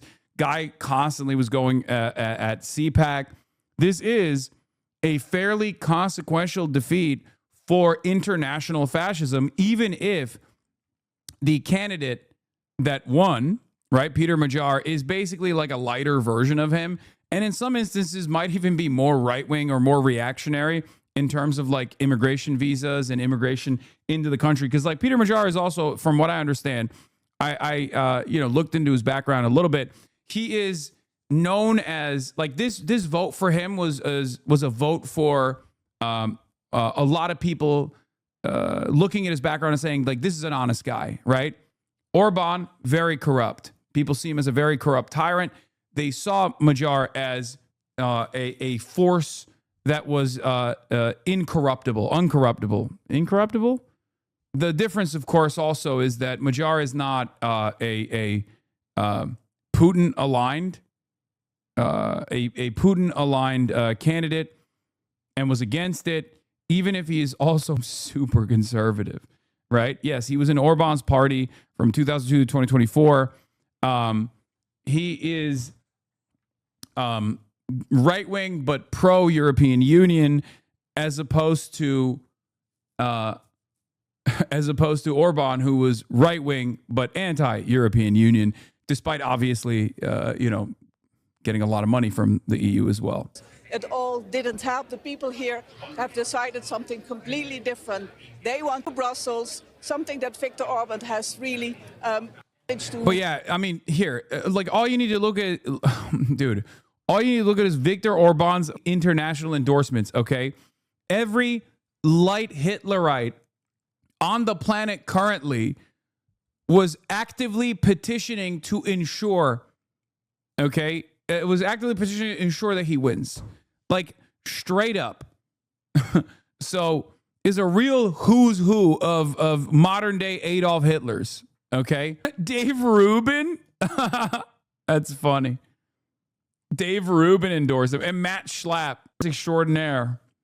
Yeah, Hungary's moving from adjacent right/far right populism towards having a normal right-wing government, which is honestly not great, but an improvement, I guess. Exactly. So yeah, it's not exactly a massive W for like socialism or even liberalism, if we're being honest. This guy is just pro-EU, and we shall see. It's a step in the direction of Hungary gaining more sovereignty, I think, away from the international movement. which Orban was absolutely a part of, right? Is a moderate W? I wouldn't even say he's a moderate. I would say that he is firmly a right-wing guy. He is a right-wing candidate. To destroy, basically, in the last couple of years, the relationship has been very bad. He is blocking money. Yeah, my attitude on this is that Cloud District Enjoyer is right. Is a blow to CPAC and the international consolidation of the far-right movement with Orban as one of its key pillars. Yeah. Orban was this like resilient force of like right sloppyism and what is the international movement. Like he was the beating heart of fascism and its growth in the European Union. So it is significant in that regard. For Ukraine, for weapons for Ukraine. So Peter Magyar has already announced he wants to have a better relationship, to get the money back that Brussels has been blocking for Hungary, to improve the economy and to fight corruption. But it all has to be seen because Magyar, from the other hand, is coming from the Fidesz party from Orban. He was a loyalist for many, many years. So he has a lot of the same ideals and values as Viktor Orban. The only things that are really different is his relationship he wants with the European Union. So people here have voted for Peter Magyar because he was uniting the opposition in the last 2 years. People have reluctantly voted for him as well, but they had only one goal, and that was to get rid of Viktor Orban. That's how much they were exhausted by his rule and also frustrated by the limits that he put on the democratic institutions here. Yeah, and Steph, it looks like you are, I mean, correct me if I'm wrong, but it looks like you are waiting for the opposition leader, Peter Magyar, to speak where you are. We can see these live pictures of the crowds and what we're seeing behind you as well. But Viktor Orban has conceded this. Everything J.D. Vance touches turns into dust, whether it be the Pope, the former Pope, whether it be Viktor Orban's multi-decade rule over Hungary, or whether it be the ceasefire negotiations that took place last night that failed, right? 23 hours or whatever, 21 hours of back and forth communication, and it amounted to nothing. So J.D. Vance strikes again. Just truly the Grim Reaper. Truly the Grim Reaper. He just, everywhere he goes, bad luck follows, okay? Election, has he... The Queen, I don't think did he also touch the Queen? I thought that was Liz Truss. Spoken what exactly? Did J.D. Vance also link up with the Queen before she died? Oh my God. I thought it was just the Pope. I think you guys are confusing Liz Truss, which is the United Kingdom's J.D. Vance. I thought he just killed the Pope. Has he said? He has conceded, and he has conceded very early on, you would say, but he was speaking, and he said that he accepts the result. He congratulates Peter Magyar. He says he will go and support the opposition. It's not clear, of course, if he will have a role in the opposition himself, but he says is not over. So it shows basically that he is willing to accept the result, and all the talk that there was happening in the last couple of days, that there could be protests, that there could be resistance from whoever's gonna lose, that there could be violence even. It seems now all gone, with Viktor Orban coming out and very clearly saying, we lost. All right, that is Al Jazeera's Step Vassen reporting amidst the historic scenes in Budapest. 16 years of rule from Viktor Orban is coming to an end tonight. Step, thank you. Well, the court in France is set to deliver a verdict on Monday in a landmark case. French cement firm Lafarge is accused of financing. Woo! I mean, that's it's pretty solid. It's pretty fucking solid. What would be Magyar's American politician comparison? Ironically enough, maybe a J.D. Vance or a Marco Rubio, probably, as opposed to like Trump. If Viktor Orban is the Trump equivalent, Marco Rubio would probably be like, no, it wouldn't be Mitt Romney. You're out of your fucking mind. No, it would not be Mitt Romney at all. Mitt Romney is a woke libtard. The difference between, this is what I'm trying to explain to you.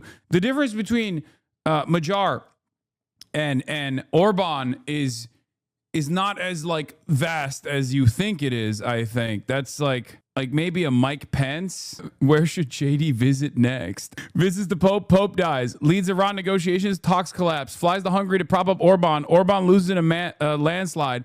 Man's got a streak. One of the most repulsive individuals, dude. Is fucking awesome. Now, of course, listen, like obviously European leaders are gonna love this shit. I just held a meeting with Peter Magyar to congratulate him on his victory in Hungary. France salutes the victory of democratic participation of the Hungarian people's attachment to the values of the European Union and for Hungary and Europe.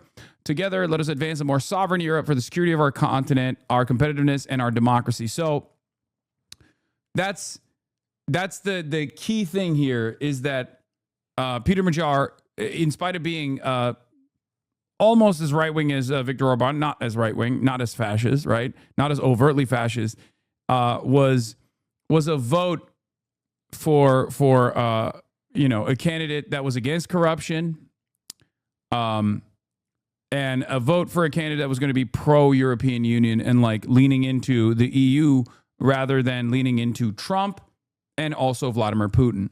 The Hungarian opposition was cool for doing the thing where you run Mitt Romney against Trump. I'd honestly respect Dems more if they just do that than if they run Kamala or Newsom in 2028. I don't think it's a Mitt Romney comparison. Like, is this threat to democracy shit actually real or is it not? Because if it was real, you wouldn't be constantly trying to square the circle between fighting back against it and also dragging your dumbass gloves over the finish line. Lula understood this when he made his former right-wing opponent his Veep in 2022. I think this is a terrible take. We should not be doing that.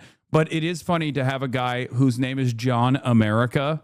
That is because that's what his name, like Peter Magyar is like having a candidate whose name is John America. Magyar is the OG way to refer to Hungary. It's Majaristan. Peter Hungarian. Yeah, Mehmet Türkiye. Looks like the last bastion is gone. The Hungarians are about to learn the true meaning of you don't know what you got till it's gone. Again, the rest of us in Europe have just lost our only real stronghold against the EU. Devastating. In the battle between like the moderate social fascism demonstrated by the European Union versus the outright fascism demonstrated by the MAGA movement, championed by Viktor Orban, yes, it's better in comparison, but it's also entirely dependent on where the European Union goes. Are they trying to genuinely develop autonomy from the United States of America? Are they going to create solidarity and develop sovereignty for themselves? Are they going to work to decouple from Western imperialism and its forces championed by the United States of America? Or are they simply going to business as usual politics again? We don't know. There have been some statements that offer a little bit of hope that there is maybe some sovereignty at play here, but I still am not 100% confident. Times of Israel reporting that there is little expectation of Magyar to make any actual moves against Israel and that at most he will just be anti-Netanyahu while still supporting Israel in the dealings in the European Union. Yeah, post-Orban Hungary would not expose Israel to more EU pain, though support may ebb. Yair Lapid congratulates him. Israeli leader of the opposition, Yair Lapid, the son of Hungarian Holocaust survivor, congratulates Magyar Pete in Hungarian. Yeah, so this is part of the reason why I say, like, I wouldn't be as confident with a new calculation against Israel, which is a necessity, which is absolutely a necessity if the European Union were to genuinely develop autonomy from the United States. Okay? It's sitting right there. Easiest fucking way to slide away from American control and to truly develop dignity and sovereignty for European Union states. Okay? Yeah, this is basically replacing the illiberal right with the liberal right, which is an improvement, but no sea change. So we shall see. We shall see. Hey, Big, can we get some coverage on the warehouse fires? Maybe, if I have time. Do you think the neo-lib leadership asswipes will dare go for it? I don't know. EU Parliament left president affirming what you're saying. The Orban era turns in Hungary with relief and record turnout. This is a heavy defeat for Marine Le Pen and Jordan Bardella's ally, who had gone there to support him. But let's be clear, Peter Magyar is not a clean break from the Orban era. More mindful, we hope, of respect for the rule of law. He will lead a policy firmly anchored on the right. He was a member of Orban's cabinet and shares some of his positions with him, particularly on LGBT issues. For instance, he refused to oppose Orban's ban on Pride in Budapest or on migration issues. Now remains the task of rebuilding democracy in Hungary and a fighting left to definitively avert that fate. It is up to us to help rebuild a left-wing alternative that will win tomorrow without betraying the day after. If this trend continues, LFI has a chance of friends. I don't think this is as positive of an indication for the true left candidates. If anything, it's a positive indication for social democratic candidates, center-left candidates. I don't think you guys understand how firmly committed like Europeans are to liberalism. It is a totally different demon. I mean, they have parliamentary systems, obviously, and therefore there is an expression of true left. But the same battles that we are having to deal with here in the United States of America within the Democratic Party's coalition, who do they respond to? How much they lean into like true leftist economic populism? That the only country that has been able to fight that battle and win has been the rise of the Greens in the UK. Okay? That's it. In most other European countries, they are actively trying to design a center-left movement that will be robust, and Pedro Sanchez is absolutely an example of this. See, many of you don't see it. See, a lot of you don't see it. You literally immediately say, well, what about Spain? No, Spain is exactly what I'm talking about. Spain is not aligned with LFI. LFI is the true left. Is the true left party in France. Spain is aligned with the Socialist Party in France, which is the center-left party. Okay? A center-left party that calls itself socialist, but is like maybe at best like modest, socially democratic. Okay? That is the reality. There are a lot more resilient social democratic forces that are center-left, if you want to call it that, are, liberal parties that are doing everything they can to align with one another all across the European Union and to create a resilient base of support to like channel all of the potential leftist momentum into their parties as the only viable opposition to the center-right forces and far-right forces that have dominated Europe for the past decade. The Greens are a joke, Hasan. In the UK, the modern Greens, they're not a joke. They're a force to be reckoned with. What are you talking about? They're currently destroying the neoliberal right-wing Labour Party in the UK. You never covered the Green victory in Kent? Yes, I did. So Spain's LFI equivalent is Podemos. The founder of that party was on your Cuba flotilla, Pablo Iglesias. Yes, I'm familiar. You are so slow. Wait, what? Why? The other party stepped down from the election to let Tisa do the system change. I really hope the next election cycle will leave us with better options. The leftists have voted for Tisha just so we can say goodbye to Fidesz and Orban and welcome democracy back into our country. It's good, though. It's good to see Orban suffer. This is absolutely a major blow to European fascism, straight up. It's true. I mean, it's a devastating blow for European fascism. Even if it's the more moderate version of that is now going to be in charge, I think given their pro-EU stance, they will liberalize. They will absolutely liberalize Hungary once again, which does create an opportunity for a true left to take advantage of the momentum, especially because the right-wing forces. If Peter Magyar is just like a more moderate, more tempered approach to Viktor Orban, then the anxieties and the resentment will remain.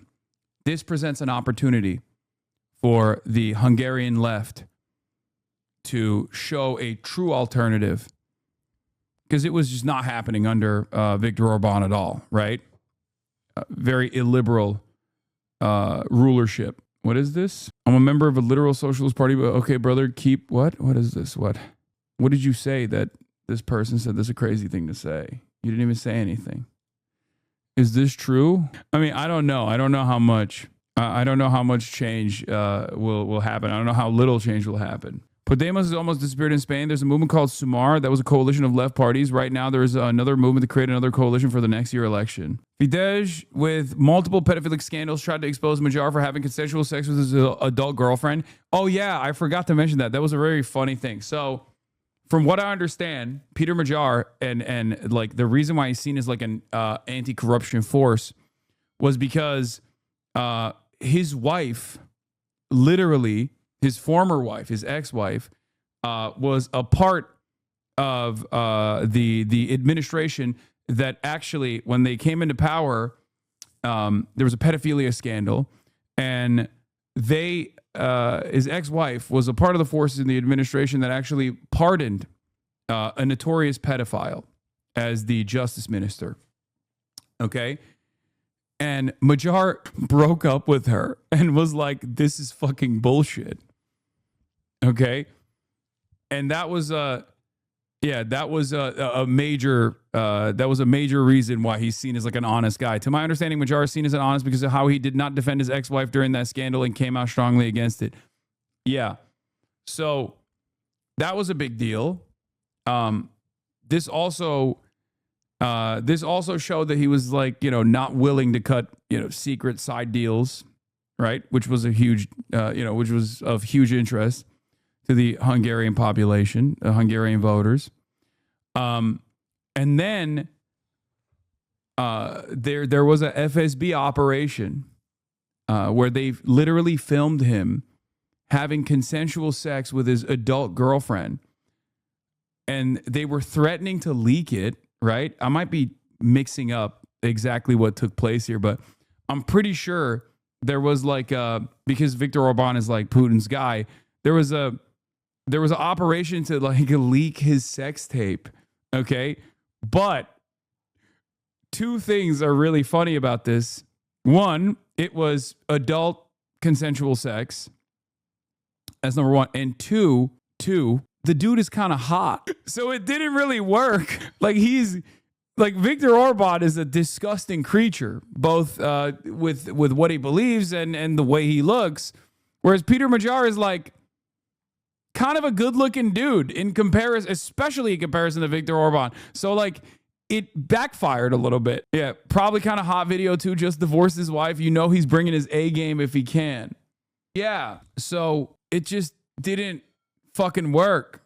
It didn't work at all. Yeah, conservatives were mad that he was having consensual sex as opposed to what they're used to, which is unconsensual sex or sex with minors who can't consent, right? So that's why they were like, "Oh, this will get him. How dare he? How dare he have non-predatory adult consensual sex? That's unheard of." And yes, he has officially secured supermajority. With over 84% of the votes counted, Peter Magyar and his center-right conservative Tisza party have already far exceeded expectations, securing 138 of 199 total seats in the Hungarian parliament, providing them a supermajority over Prime Minister Viktor Orban and his Christian nationalist far-right Fidesz KDNP party alliance. Okay, so it's a good thing. It's a good shift. It's a shift in the positive direction, right? And it's not necessarily bad. Here are some right-wingers in America coping with that decision.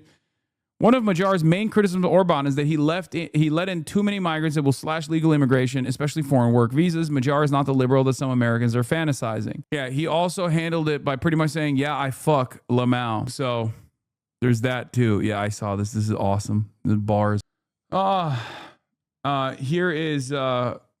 Here is the monstrous creature, Viktor Orban, who weirdly looks and sounds like Gru, conceding. Bár még nem teljes, de érthető és világos, a választási eredmény számunkra fájdalmas, de egyértelmű. A kormányzás felelősségét és lehetőségét nem nekünk adták. A győztes pártnak gratuláltam. Nektek, önöknek köszönöm a rengeteg munkát.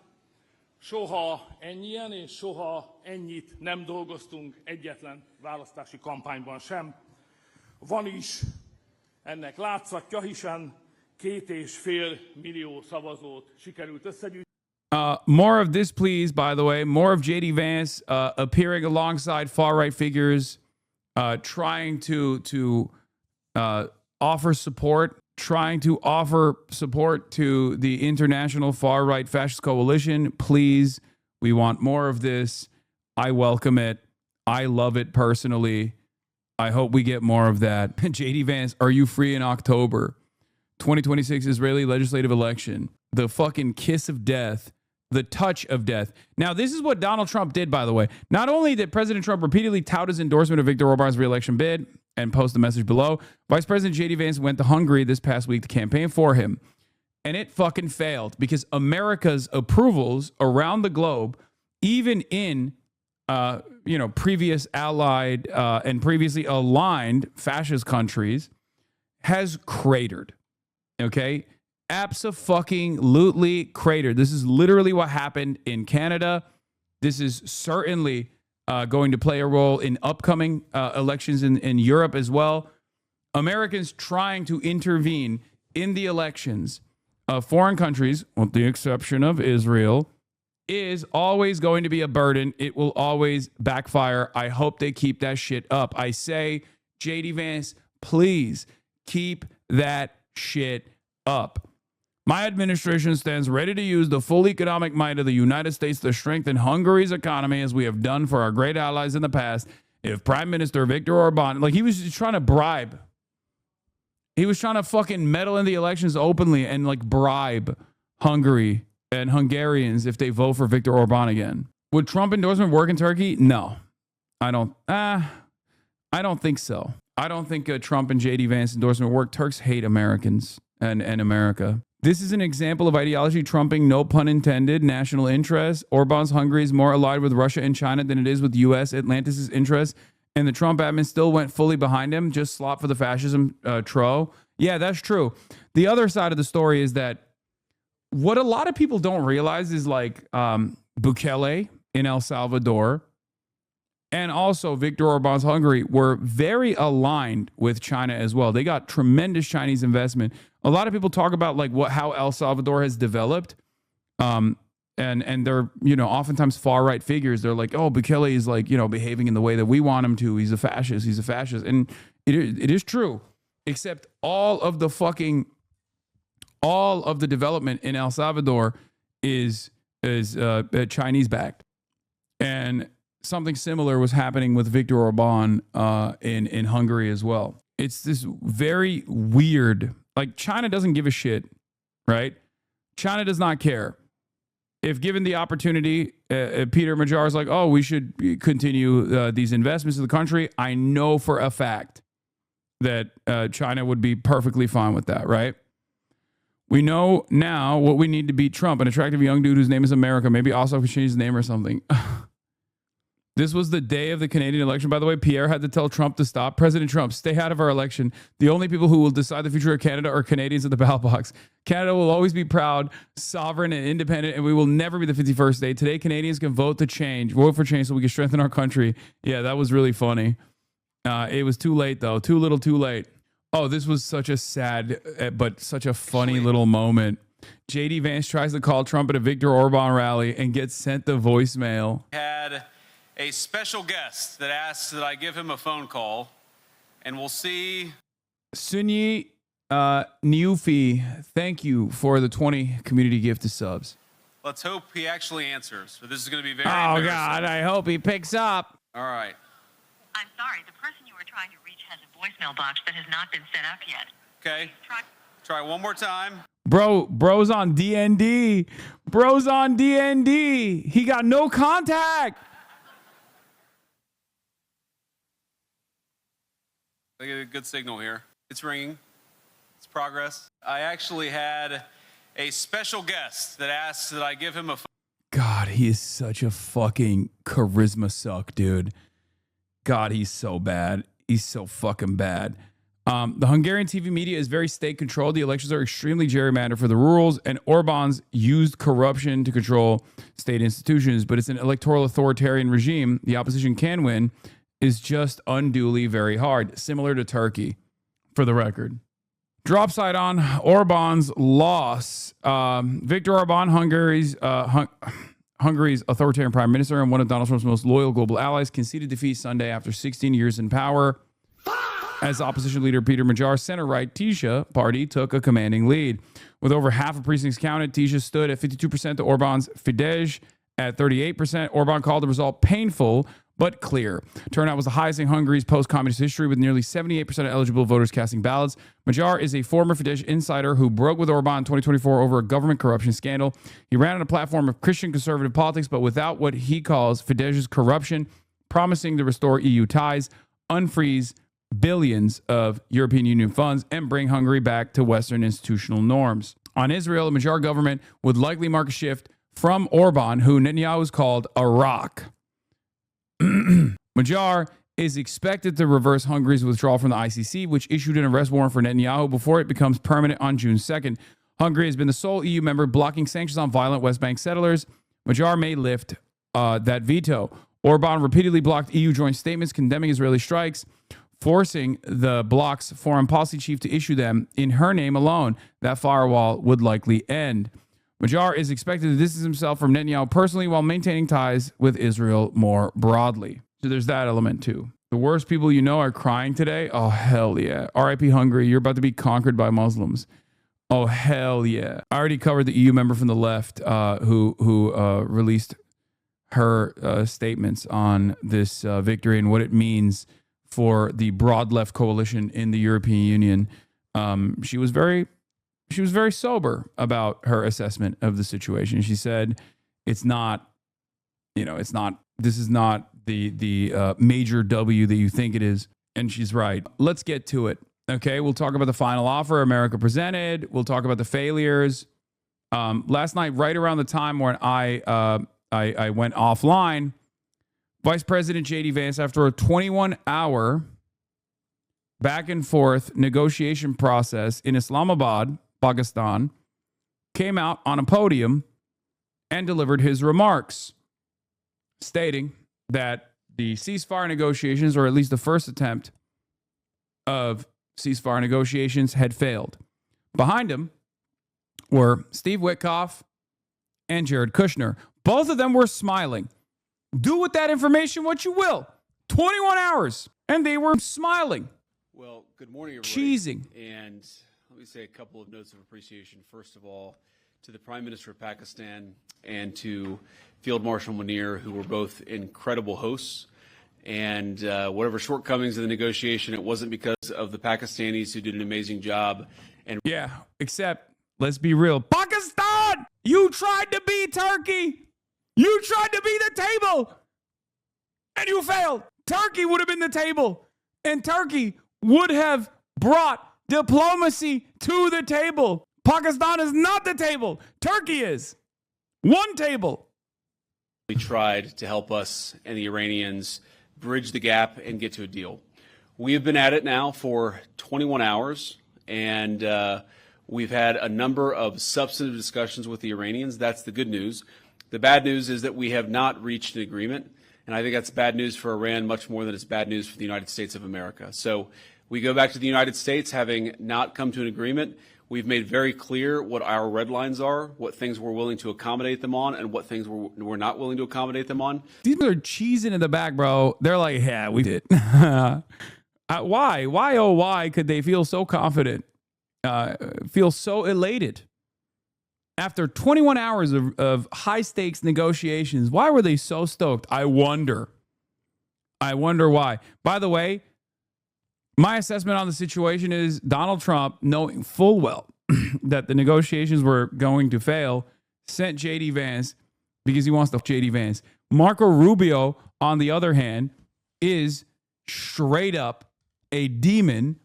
What was Marco Rubio doing, knowing full well that these negotiations were going to fail? Hanging that shit around J.D. Vance's neck. He was hanging out with Donald Trump at the UFC. That's right. Because those are the two primary figures, right? You got the J.D. Vance and you got the Marco Rubio. Those are the 2028 contenders who will carry the torch of Donald Trump and MAGA. Okay? So what they do in this moment matters. A lot of people have speculated, and I also kind of believe this. I'm leaning into this as well. that J.D. Vance was the one who leaked over and over again to the media, that J.D. Vance was the one who leaked over and over again to the media that he was very much opposed to continuing with Iran. Now, why would you do that?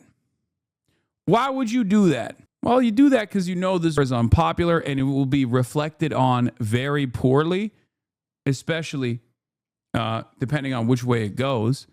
So you're positioning yourself as the candidate for 2028. Yeah, I said, what the f is this country, man? Here's Donald Trump talking to the fighter. You're a beautiful guy. Great fighter. Put me some more than you win this fight. I'll give you a money. You look so good. You're too good looking to be a fighter. You are a sub fighter. Thank you, man. You're a beautiful guy. Beautiful guy. Trump flirts with a UFC fighter as peace negotiations with Iran fail. That's what happened last night. And we've made that as clear as we possibly could, and they have chosen not to accept our terms. Questions? Sir, Nick Robertson from CNN. Precisely what have they rejected here?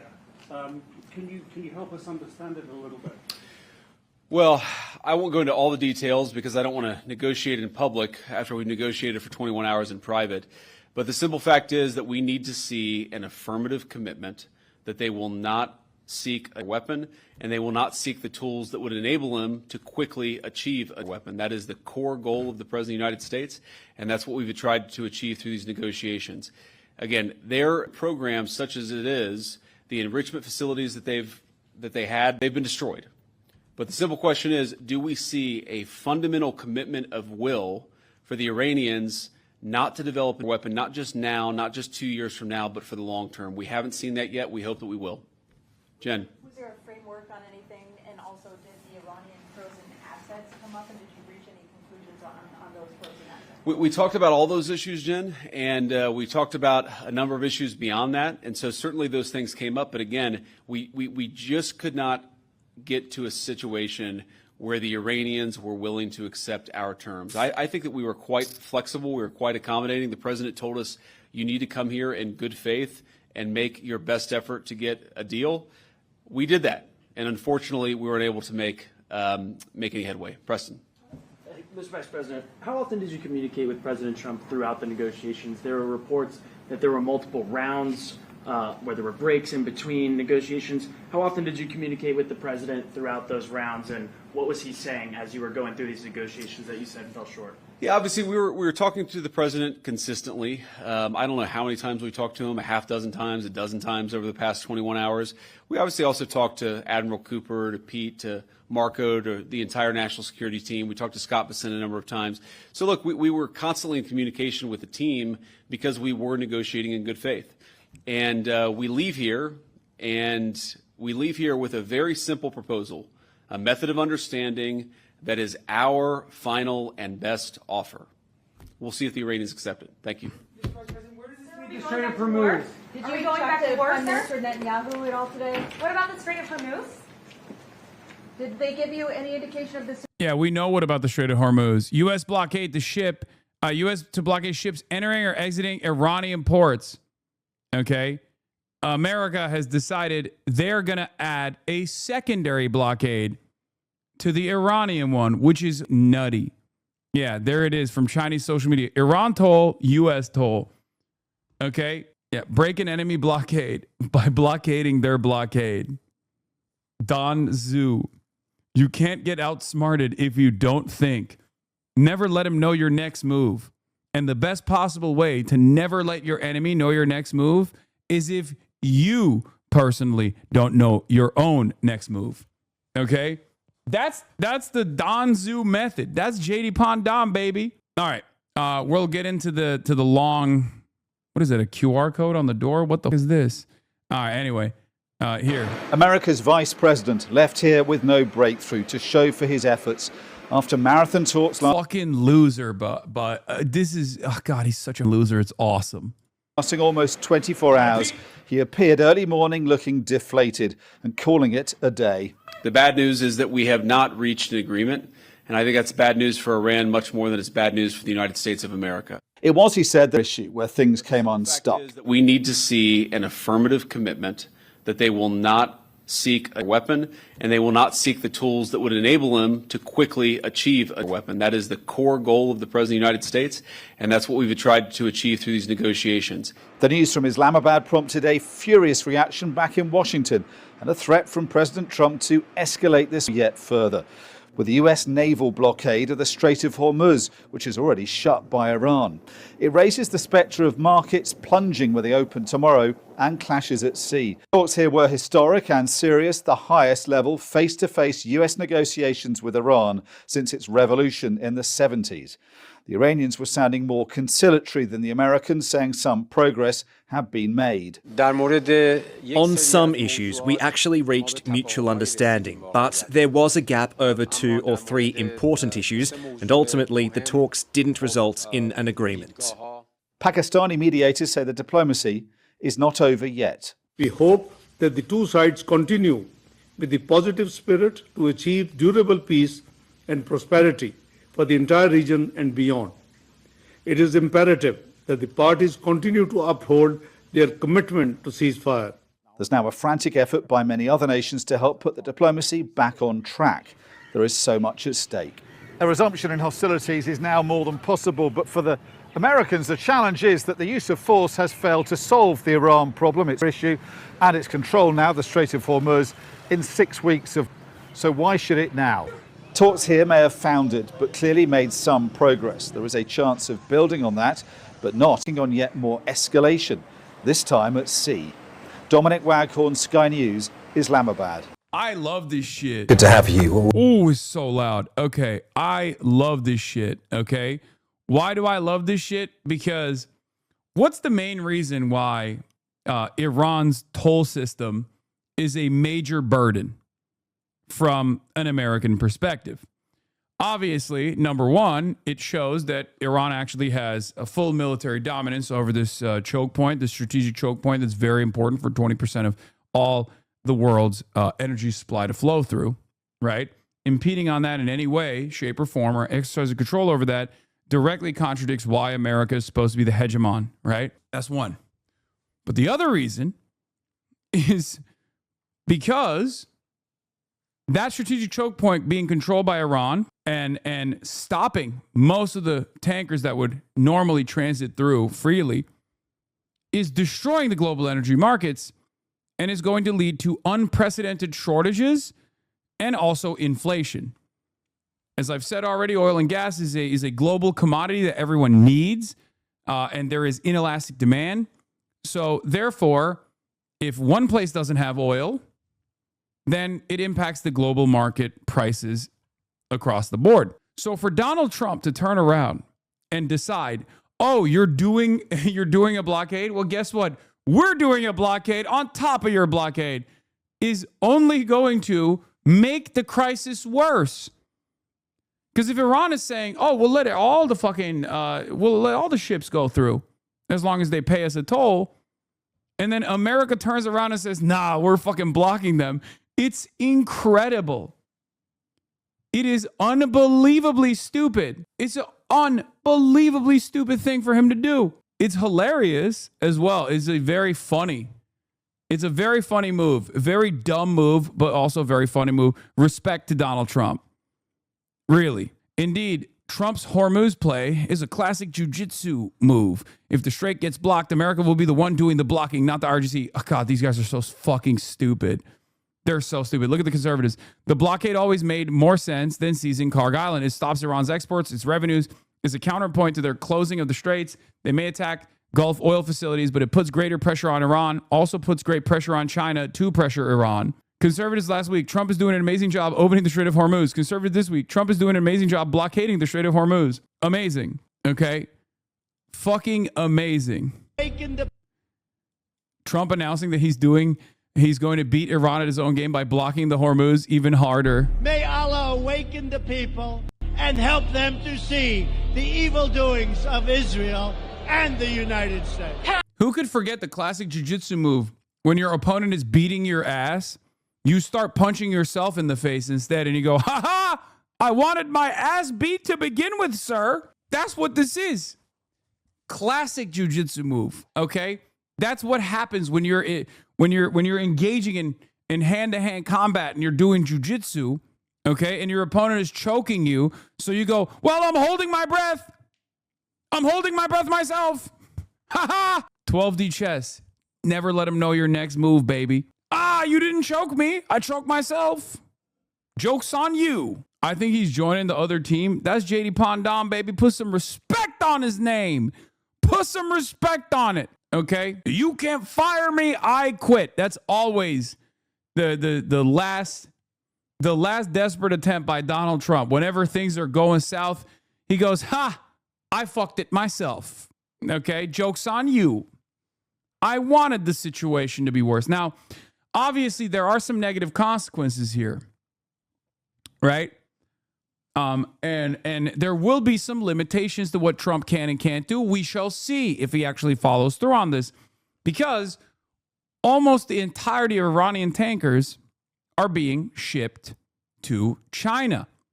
So will Donald Trump take a stance against Chinese flag tankers that are delivering oil and gas to China? Remember, even before the last 42 days, I believe it was 80% of all Iranian oil and gas that was directly going to China, right? Iranian oil is not a major part of Chinese oil. Now that percentage has obviously increased since no ships are transiting through the strait as it stands currently. But most of Iranian oil was going to China anyway. So is he gonna start duking it out with China? Because that feels kind of dumb, especially right now when America is at its weakest point globally, both with its soft power utterly destroyed by Donald Trump, weirdly enough, but also its hard power capabilities have taken a significant hit by a country that is much smaller than China, by a country that is much less powerful than China. Okay? China is a nuclear country, a country with nuclear arms. China is the manufacturing engine of the entire planet. You can't really do what you have failed to do to Iran to a country like China. You can't do it. China can with much ease, punish America and maybe even punish the rest of the fucking globe if they wanted to, right? Without even the threat of nukes, obviously. So, regarding Trump's threat/decision, Trita Parsi says, why does it say Trita Parsi search? Anyway, to impose a naval blockade on Iran, color me a skeptic. Taking more oil off the market, particularly the only oil that is now getting out of the Persian Gulf, will drive oil prices further up. And the paper price of oil will get closer to the actual price, which should be around $150 per barrel. So that literally, again,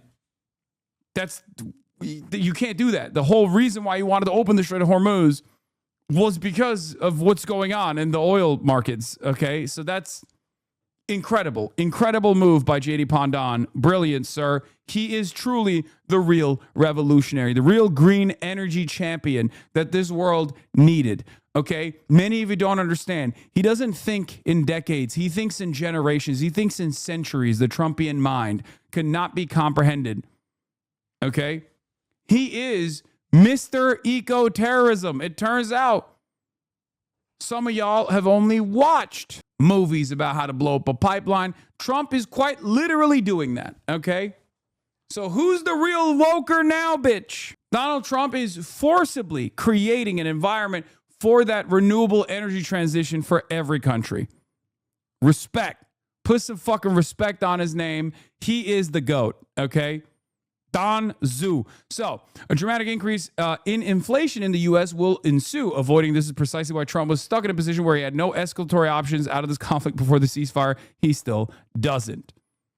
Stopping tankers carrying Iranian oil wouldn't just be an escalation vis-a-vis Iran, but also against the countries that are buying Iranian oil, which includes China, India, and other Asian countries. I doubt Trump is ready for that escalation, particularly given the upcoming summit in Beijing. This is true. This is also true for punishing countries that have negotiated a toll with Iran for the Straits. That includes Pakistan, which hosted the negotiations. That's probably secondary. I don't think America gives a fuck about Pakistanis being mad at them. Sorry.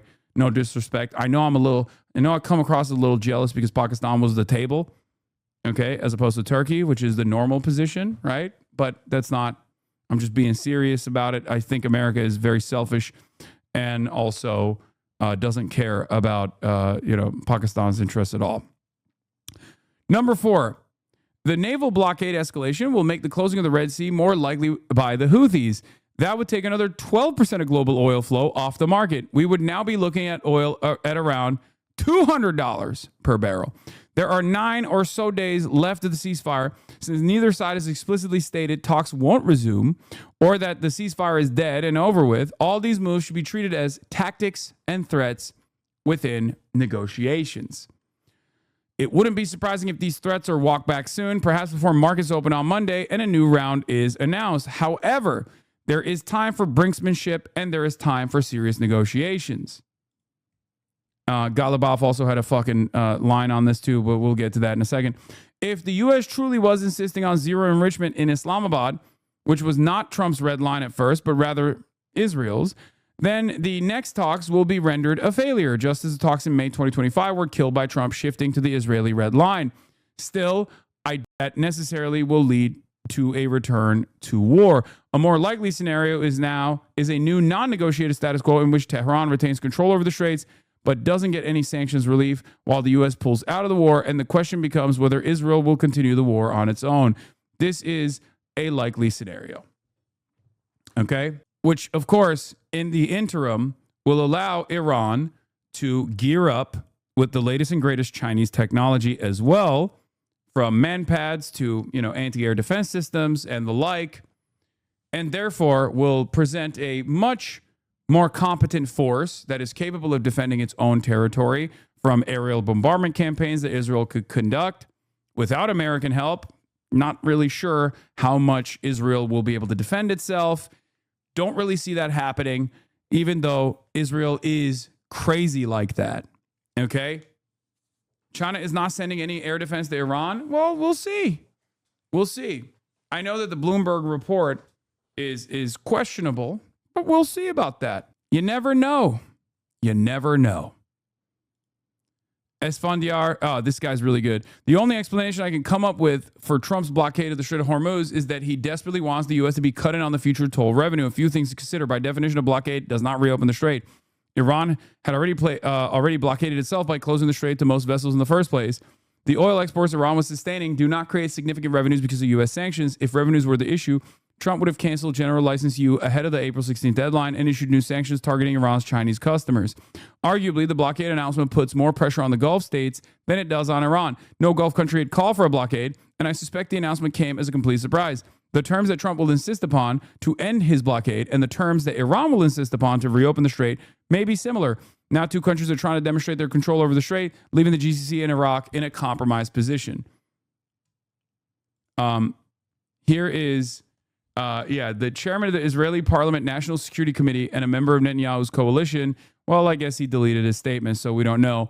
But I think the attitude from the Israeli side is, dude, enough yapping. Come on, ceasefire over. Let's go fucking bomb Iran, right? That's what the statement was that he deleted hastily. But I can totally see that being the overarching sentiment in the Israeli Knesset. Right?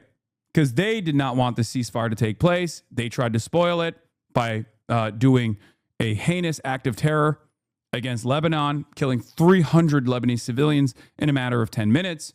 And then they never really stopped, right? They never really stopped with their ambition. America was like, yo, keep it cool, keep it chill. Yeah, this guy, chairman of the Knesset National Security Committee, Zvika Fohel, mocks Trump. Donald, if you have to shoot, shoot. Don't quack.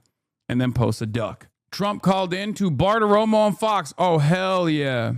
Oh, also, the speaker of the Islamic Republic of Iran's parliament, Ghalibaf, who was at the meetings, said, enjoy the current pump figures with the so-called blockade. Soon you will be nostalgic for $4 to $5 gas. Gas station near the White House. God damn, dude. Again, they're farting on us, okay? Straight up, they're farting on us. 100%. They are We're going meat for meat, ban for ban on the meme side, and they got a whole lot more meat than we do, okay?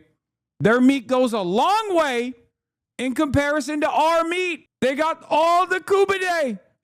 We got none. It's crazy. They got the Lego music videos, but it's not alone. It's not enough. They got the fucking, the Iranian ministries, the Iranian embassies all around the world farting on us. And then you got Galabaf himself hiring some fucking Zoomers, deciding to go meat for meat. I think the two biggest issues are the Strait of Hormuz and the nuclear. The Strait of Hormuz is the more time urgent issue because every day that goes by is disastrous for the international economy and for the region. The nuclear issue can be parked for a while, not because it's not important, but unless there's evidence that Iran is changing the status of nuclear materials or its program, then nothing changes. So I would say Strait of Hormuz is the big issue. What we cannot allow is for Iran to exercise sole control over the strait, charging tolls where it derives all the revenues, because that would also eliminate any economic pressure on the Iranian regime. What I've argued is we ought to adopt the principle that the Strait of Hormuz needs to be open for all or closed to all, including Iran. And what I've recommended with two of my colleagues, Neil Ferguson and Phil Zellico, is that we create a new Strait of Hormuz commission or authority that would essentially govern the operation of the strait.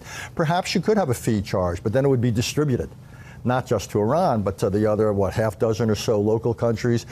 Might be some degree of enforcement or support from the countries in Europe and Asia that are most dependent on the passage through the strait. I would bring China into the equation because it has influence, obviously, in Iran. But we need some type of a governing authority that dilutes Iran's ability to decide who gets to use the strait. And if we can't get that, David, I would favor a blockade. Again, open for all or closed to all. This is so unbelievably stupid. Richard Haass, former head of the Council on Foreign Relations, says Washington is not negotiating from strength and that Iran has emerged from the war with greater leverage. On Hormuz, he suggests Washington should tell Iran the Strait of Hormuz can be open to all or closed to all, propose the International Governing Commission, including Iran and Gulf states. This is what Trump tried to do. Remember when Donald Trump was like tweeting or truthing, maybe we will control the Strait of Hormuz with Iran, right? Which, for the record, was already a massive L, okay? Because, like, the idea that you are going to beg Iran to cut you in on the toll collection implies that you've already given up, that Iran is controlling the Strait of Hormuz, okay? That statement was unbelievable from Trump. When he said that, that was an admission of defeat, and I covered it as such. Then they presented that as the alternative, and the Iranians, to their credit, recognizing the unbelievable leverage they have currently, said, fuck off. At least that's what it seems like, right? They straight up were like, no, actually, you're not getting a fucking piece of the toll collection. No, we're controlling the strait. We'll open it to all, but we will continue collecting fees. The problem here is they already do control the Strait of Hormuz. You either reopen it militarily or you reopen it through the process of diplomacy. And if America is not going to, talk, they have to walk the fucking walk. This kind of bullshit about, we're adding a separate blockade on top of the pre-existing Iranian toll, it's not going to work.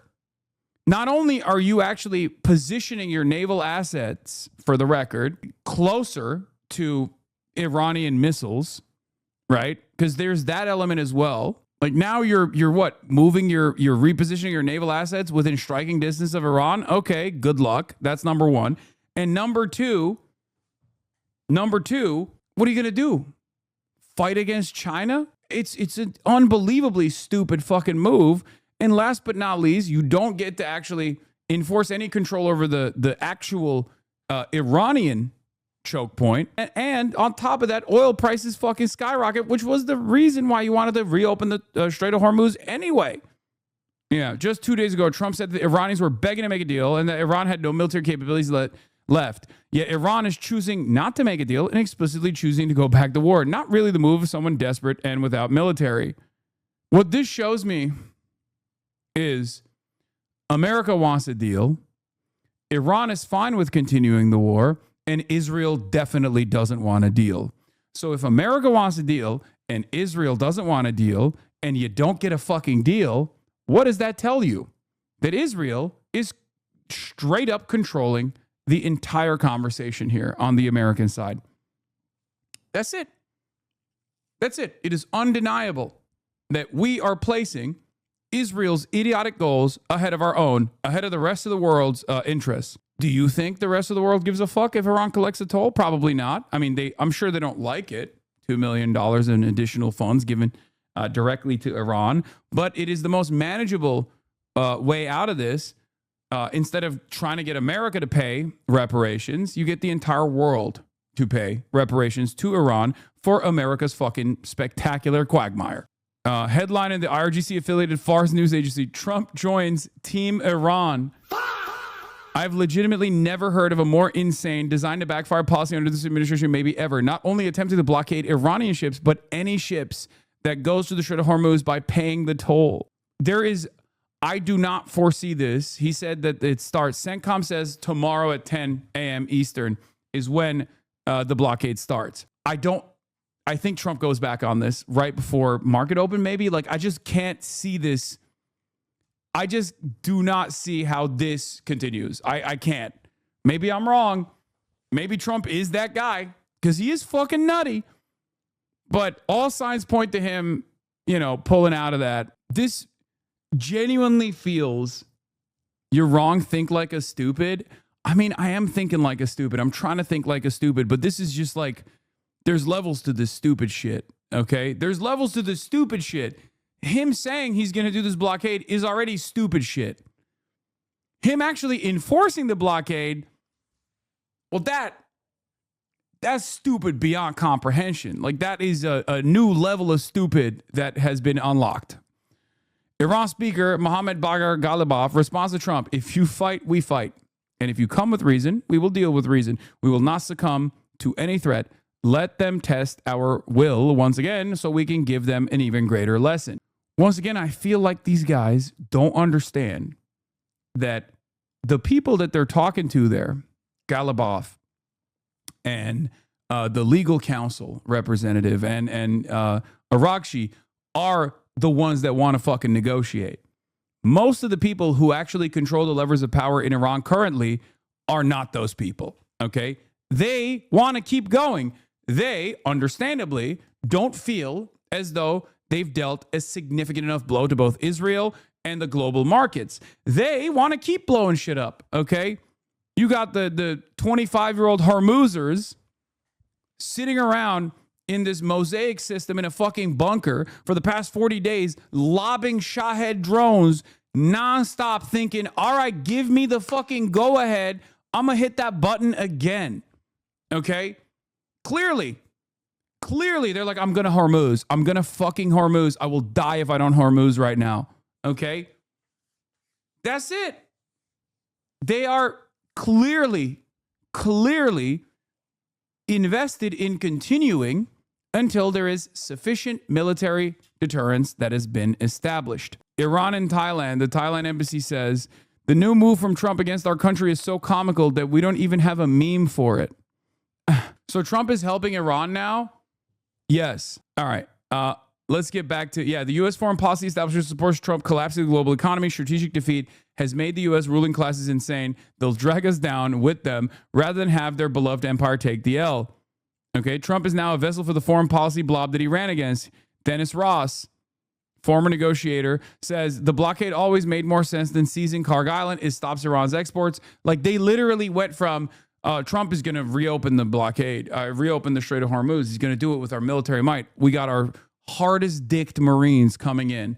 Okay, how are we going to do this? I don't know. Maybe we'll take Karg Island. Maybe we'll take other islands. How will we do that? I don't know. It doesn't matter. We'll do it hard. They're ready to go. They're locked and loaded. They've been eating the best crayons that are readily available, not available to regular commercial consumers. These crayons that these hard dick Marines are eating are basically Blue Chew crayons. Okay? Their dicks are hard. Their weapons are locked and loaded. They're ready to fucking rape and pillage. Okay? Except that hasn't happened because it's virtually impossible to pull through on an operation like that without suffering significant casualties. Okay? Tremendous casualties. So much so that even Donald Trump is not, pushing for it. He's saying that he wants to do this, but he's clearly hasn't, done it, right? And instead, this is the new meta. Oh, you put a blockade on the Strait of Hormuz? Well, guess what? I'm going to put a blockade on your blockade. Leaning into the fucking, leaning into the offense to begin with, leaning into the damage that the blockade is doing to the global energy markets and only worsening that crisis in our own hands. I'm going to piss off every single motherfucker. I'm going to make the Gulf scream. I am going to make it so that the Gulf never deals with the United States of America again. Okay? I'm going to make it so that all of the Asian countries that we have developed security cooperative agreements with suffer energy grid collapses, and they will lean into China, and they will also never work with the United States of America again, absolutely gutting the security umbrella and the defensive perimeter that we've created around China. We're going to render that into nothing, okay? We're going to turn it into dust. I'm going to do that shit because I'm fucking crazy. That's what Don Zhu is doing. That's what JD Pondon is doing. Respect JD Pondon, okay? He is a Maoist third worldist. We got 30 minutes of oil markets open, by the way. Who knows how they will react to this? But we got the Maria Bartiromo thing. All right, let's hear what Richard Haas has to say. Okay? Why do your mods so harsh? They block for nothing burger. You do have serious issue. How does that dick taste in your mouth? My mods are champions. Okay, calm down. All right. On Hormuz, he suggested Washington tell Iran the Strait of Hormuz can be open to all, closed to all. He came up with this brilliant idea. Trump leaned into it. Crucially, Haas says if Iran refuses, the U.S. should consider blockading the Hormuz at the Gulf of Oman to stop Iranian oil exports. His view, Washington should not accept Iran's sole control over Hormuz, but also cannot realistically exclude Iran from the strait. Haas says the war has made a return to pre-war status quo impossible, and the U.S. has lost the war in a strategic and political sense.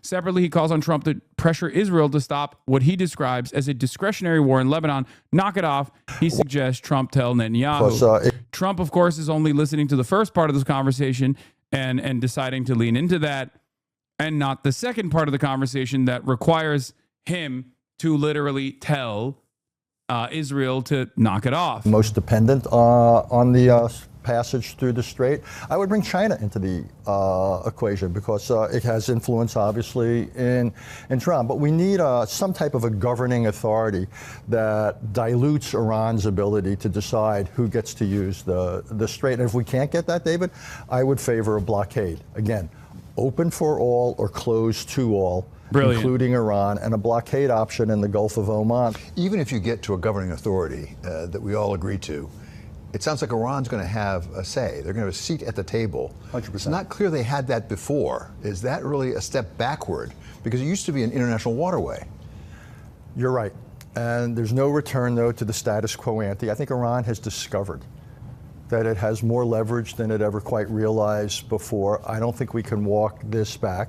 So we're going to have to bring them in. So yeah, we're going to end up here and elsewhere, probably worse off than we were 5-6 weeks ago. What we want to do, though, is limit the scale of that. And I think, again, probably the wisest course here is not to do something to Iran, but to do something with Iran, to give Iran a stake in an open strait of Hormuz. And I think we have a chance to achieve that, but probably only if we have the pressure. What are the chances that Trump has some pedophile shit on him and that's the reason why he's like doing whatever Israel wants? Is a question that if you were to ask me like, I don't know, like a year ago, 2 years ago, I'd be like, dude, come on. It's fucking bullshit, right? I'm not gonna lie.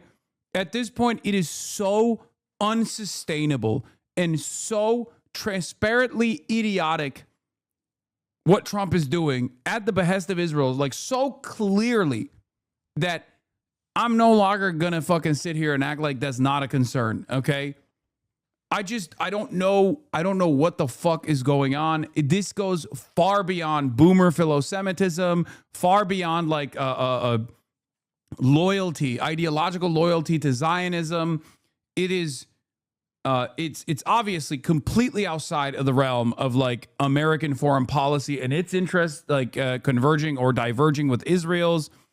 It's, I mean, paired up with the whole like Melania statement, it does kind of feel like Israel is just, you know, teasing a little bit, maybe. I don't know. I can't.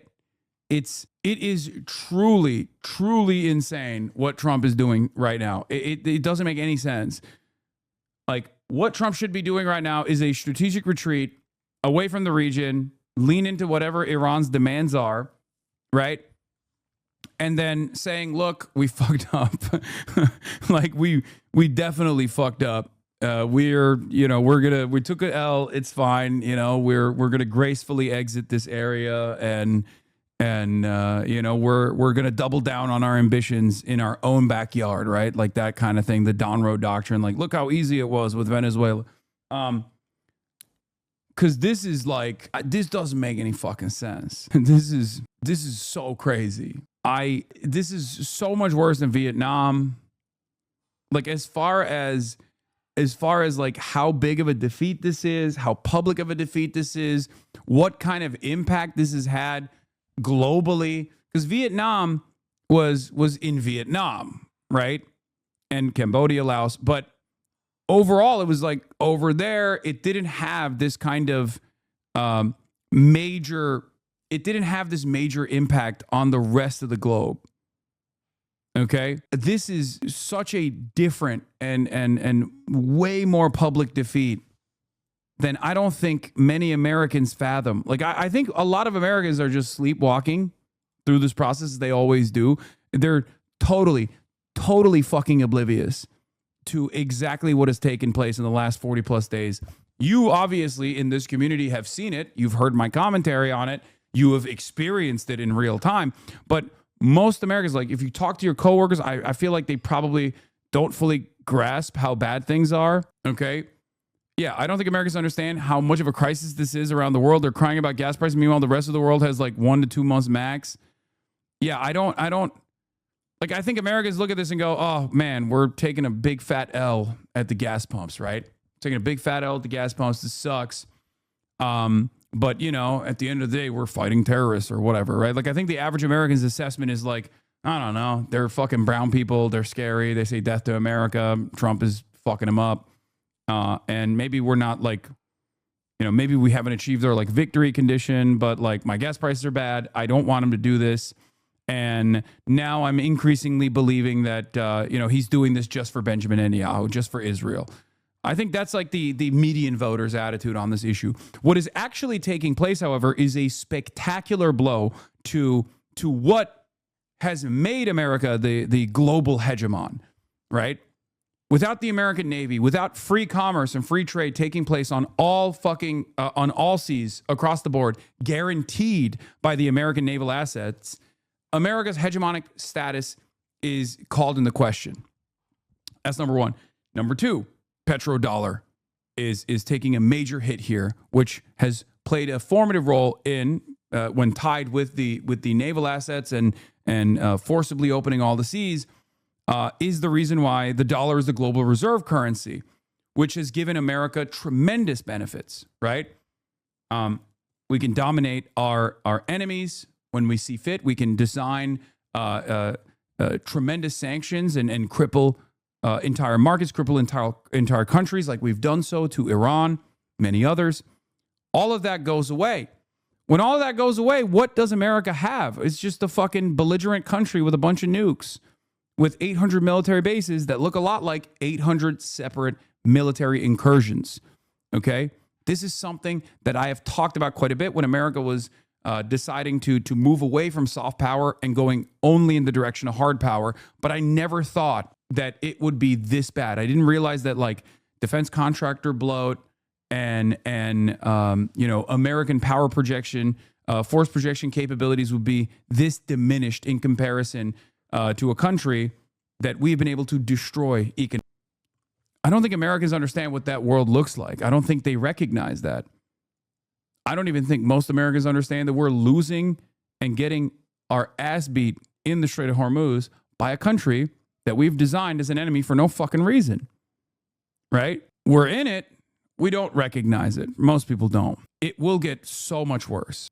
Telling you right now, it's going to get so much fucking worse. You'd say pedo stuff coming out would actually have an effect on Trump's image at this point. Isn't there enough mentioned in the files and for shady things generally? Would that actual blatant evidence have enough power? Yes. I mean, these are lizard-brained cultists. Like, I'm sure it would put a dent.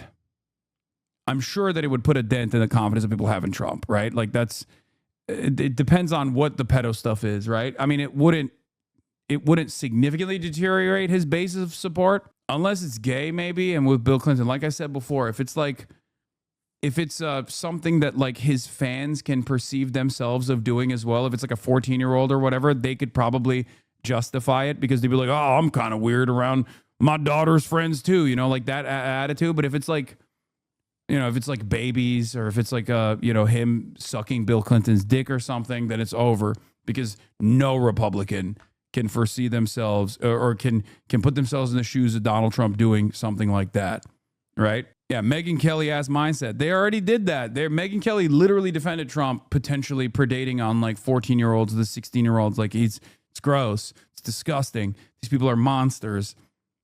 But I'm just telling you what they're. I'm telling you what they could deal with and justify, and what they couldn't justify.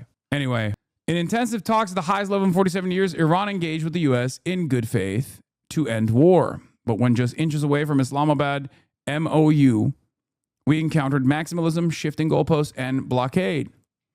Zero lessons learned. Goodwill begets goodwill. Enmity begets enmity. Let's go talk with Sayed Abbas Araghchi, Foreign Minister of Iran. The war is not about... Oh, wait. Dylan Saba says, yes, it would be rational for the U.S. to make the necessary concessions for a deal now and totally foolish to continue the war. But that was also the case on February 27th when the available deal was more favorable to the U.S. than as it is now, where the key issue is... Because then and now, the key issue is ballistic missiles in Israel. Ballistic missiles with strike capabilities of hitting Israel, okay? That's been the number one thing that Israel wants to destroy, right? It's ridiculous, and no country would say yes to that, by the way, and Iran certainly saw that as a non-starter. The war is not about nukes or enrichment. It's about Iran's force projection and Israel's project of regional hegemony. What would need to change is not U.S. assessment of possible military outcomes, but U.S. willingness to disregard Israel. So far, we have no evidence of that. Yes, straight up. I've been saying this since day one as well. I agree with this analysis. Until the United States of America says fuck off to Israel, we're not going to find a reasonable conclusion here. So it's more so about how much pressure will America withstand from the global energy crisis that it has created. How much pressure will the American government withstand from capital owners that are definitely calling him and freaking the fuck out, you know, because they're experiencing asset loss. Sometimes, like, you know, Amazon warehouses, Amazon facilities are being blown up, data centers are being blown up in the Gulf, and also obviously the inflation the inflation and the loss of energy transit that will significantly deteriorate manufacturing for goods and parts that are necessary for, like, you know, American producers all around the world. Because remember, all that is going to China and Vietnam, India. These are the manufacturing countries, and the manufacturing countries are getting most of their oil from the Strait. So when they can't get necessary resources, then all of a sudden they can't manufacture the goods and the components necessary for global manufacturing, right? Like, people are not factoring this into the equation at all for some strange reason when having this conversation, when Trump tries to make it seem like this is a fucking you problem, right? He'll be like, oh, well, we got all of our oil. We got all of our needs met. All right, bitch, but you don't make shit. You don't make anything. What do you think happens?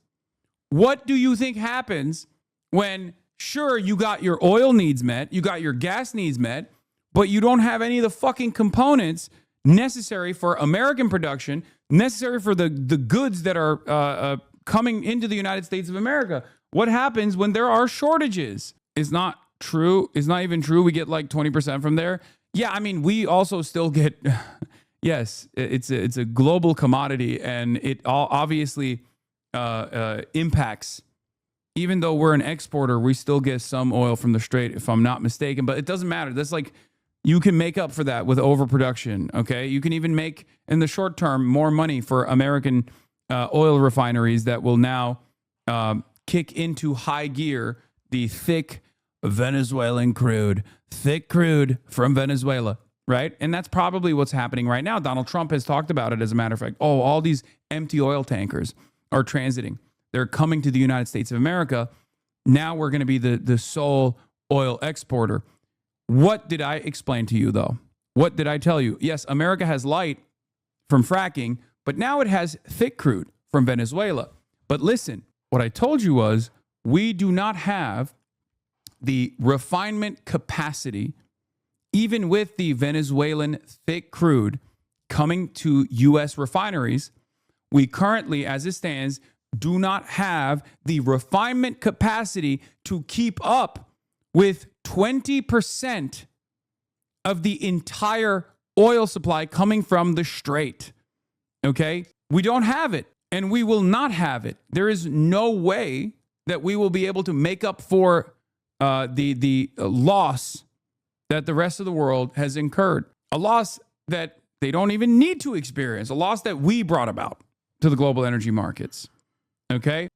Yeah, it's the fertilizers, helium for MRI machines, etc. It's not just about the oil. There's no replacing those things from other parts around the world. That too, yes. And not only that, but also the way that the oil and gas industry operates is they're not going to fucking turn around and sell at anything less than market price. So Americans will experience inflation. Trump, we are mobilizing our ships, and we have a huge fleet that we're moving to the Strait of Hormuz. The blockade will be similar to what we did to Venezuela, but at a higher level. I want everything. They have no cards. Farr says Trump joined Team Iran, the U.S. president, by threatening a military blockade on the Strait of Hormuz. Dash analysts' last hope for a drop in oil prices. Senator Mark Warner, I don't understand how blockading the Strait is somehow going to push the Iranians into opening it. I don't see the connection here. IRGC Navy Command says any misstep by the enemy in the Strait of Hormuz will place them within a zone of mortal danger. Remember, that threat is also very real. They are coming into striking distance as well. So in order to implement a blockade, they have to be in striking distance of Iranian ballistic munitions and Iranian drones, right? So I don't even know how they are going to do this without having their naval assets get bombed and experience laundry fires. American destroyers will start having laundry fires over and over again. You know, it wasn't enough that we lost so many aerial assets, so many fixed position radars. Now we got the Navy to contend with. Now we're going to lose fucking naval assets too. Fuck it, you know? Laundry fires, question mark? Well, it's a joke, chatter. I'm saying that it is, that's like what happened to USS Gerald Ford, or at least that's what they claimed. All right. So yeah, U.S. Central Command announced Sunday it will begin a blockade of all maritime traffic entering and exiting Iranian ports at 10 a.m. Eastern time on April 13th, following the collapse of peace talks in Islamabad. CENTCOM said it will not impede freedom of navigation for ships transiting the Strait of Hormuz to and from non-Iranian ports. The blockade will be enforced against vessels of all nations calling at Iranian ports on the Persian Gulf and the Gulf of Oman, which means any ship that actually transits through the Strait, because currently they have to pay a toll to Iran, will be blocked by America. Okay? The other thing that he's also talking about is blocking Chinese tankers. Iranian oil tankers that are transiting through the Strait of Hormuz unimpeded and sending tankers of oil to China. The announcement comes hours after Vice President J.D. Vance left Islamabad without a deal after 21 hours of negotiations. It's unbelievably stupid. Okay? But that's who Donald Trump is. He's an unbelievably stupid guy. So let's take a look. now that we looked at Richard Haas's analysis as well, let's look at two different things. One, Danny Citrinowicz of Atlantic Council. He's critical of this deal, critical of this move. He says there are no easy fixes on the Iran problem. Efforts to curtail Iran's oil exports would almost certainly trigger a sharp response from Tehran, most notably attempts to disrupt or shut down traffic through the Strait of Hormuz.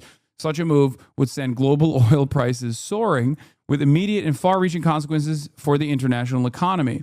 A naval blockade, often discussed as an alternative, is no silver bullet. It will require U.S. forces to operate in close proximity to Iran's coastline, significantly increasing their exposure to risk. Iran's geographic scale and military capabilities mean that sustaining such an operation would demand substantial and prolonged allocation of American resources. More importantly, there is little reason to believe that blockade would force Iranian capitulation. If anything, Iran's demonstrated resilience thus far suggests the opposite, that it would absorb the pressure and respond, potentially through kinetic means, in order to reassert deterrence. You're literally putting more targets in striking distance that have the American flag on them. Iran would love that opportunity. That's precisely the reason why the IRGC has kept saying, come closer, please try to transit some oil tankers through the strait. I promise, we'll let the tanker go through. We just won't let your destroyer go through. So that's what Donald Trump is seemingly invested in doing. It doesn't make any sense at all. The likely outcome then is not a decisive breakthrough. Economic pressure on Iran would intensify, but so too would the strain on global markets and regional stability, particularly given the centrality of the Gulf to global energy flows, which raises an unavoidable question. If this approach were truly decisive, why wasn't it pursued earlier? Which is the absolute best question to ask here, because it wasn't a good idea. Because Trump, it seems, didn't put a lot of thought into this at all. And because he's run out of fucking options, he probably heard Richard Haas say it and was like, oh, well, this seems smart. Oh, fuck it. Why not? Well, now let's hear what Donald Trump had to say to Maria Bartiromo on Fox News this Sunday. Well, we're going to be blockading. It'll take a little while, but it'll be effective pretty soon. Oh, the full Maria Bartiromo interview is the next? Okay, let's watch this first, and then we'll get to Maria Bartiromo then. Begin with some breaking news. The U.S. President Donald Trump has just posted on Truth Social warning Iran. Got him. It read, Iran promised to open the Strait of Hormuz, and they knowingly failed to do so.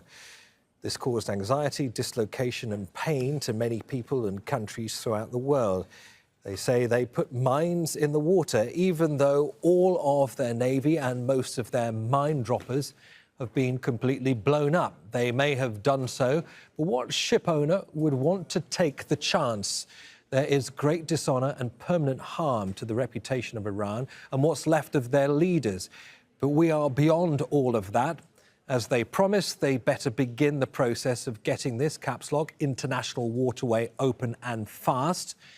Every law in the book is being violated by them. I have been fully debriefed by Vice President J.D. Vance, Special Envoy Steve Witkoff, and Jared Kushner on the meeting that took place in Islamabad through the kind and very competent leadership of Field Marshal Asim Munir and Prime Minister Shehbaz Sharif of Pakistan. They are very extraordinary men and continuously thank me for saving 30 to 50 million lives in what would have been a horrendous war with India. I always appreciate hearing that. The amount of humanity spoken of is incomprehensible. The meeting with Iran began early in the morning and lasted throughout the night, close to 20 hours. I could go into great detail and talk about much that has been gotten, but there is only one thing that matters.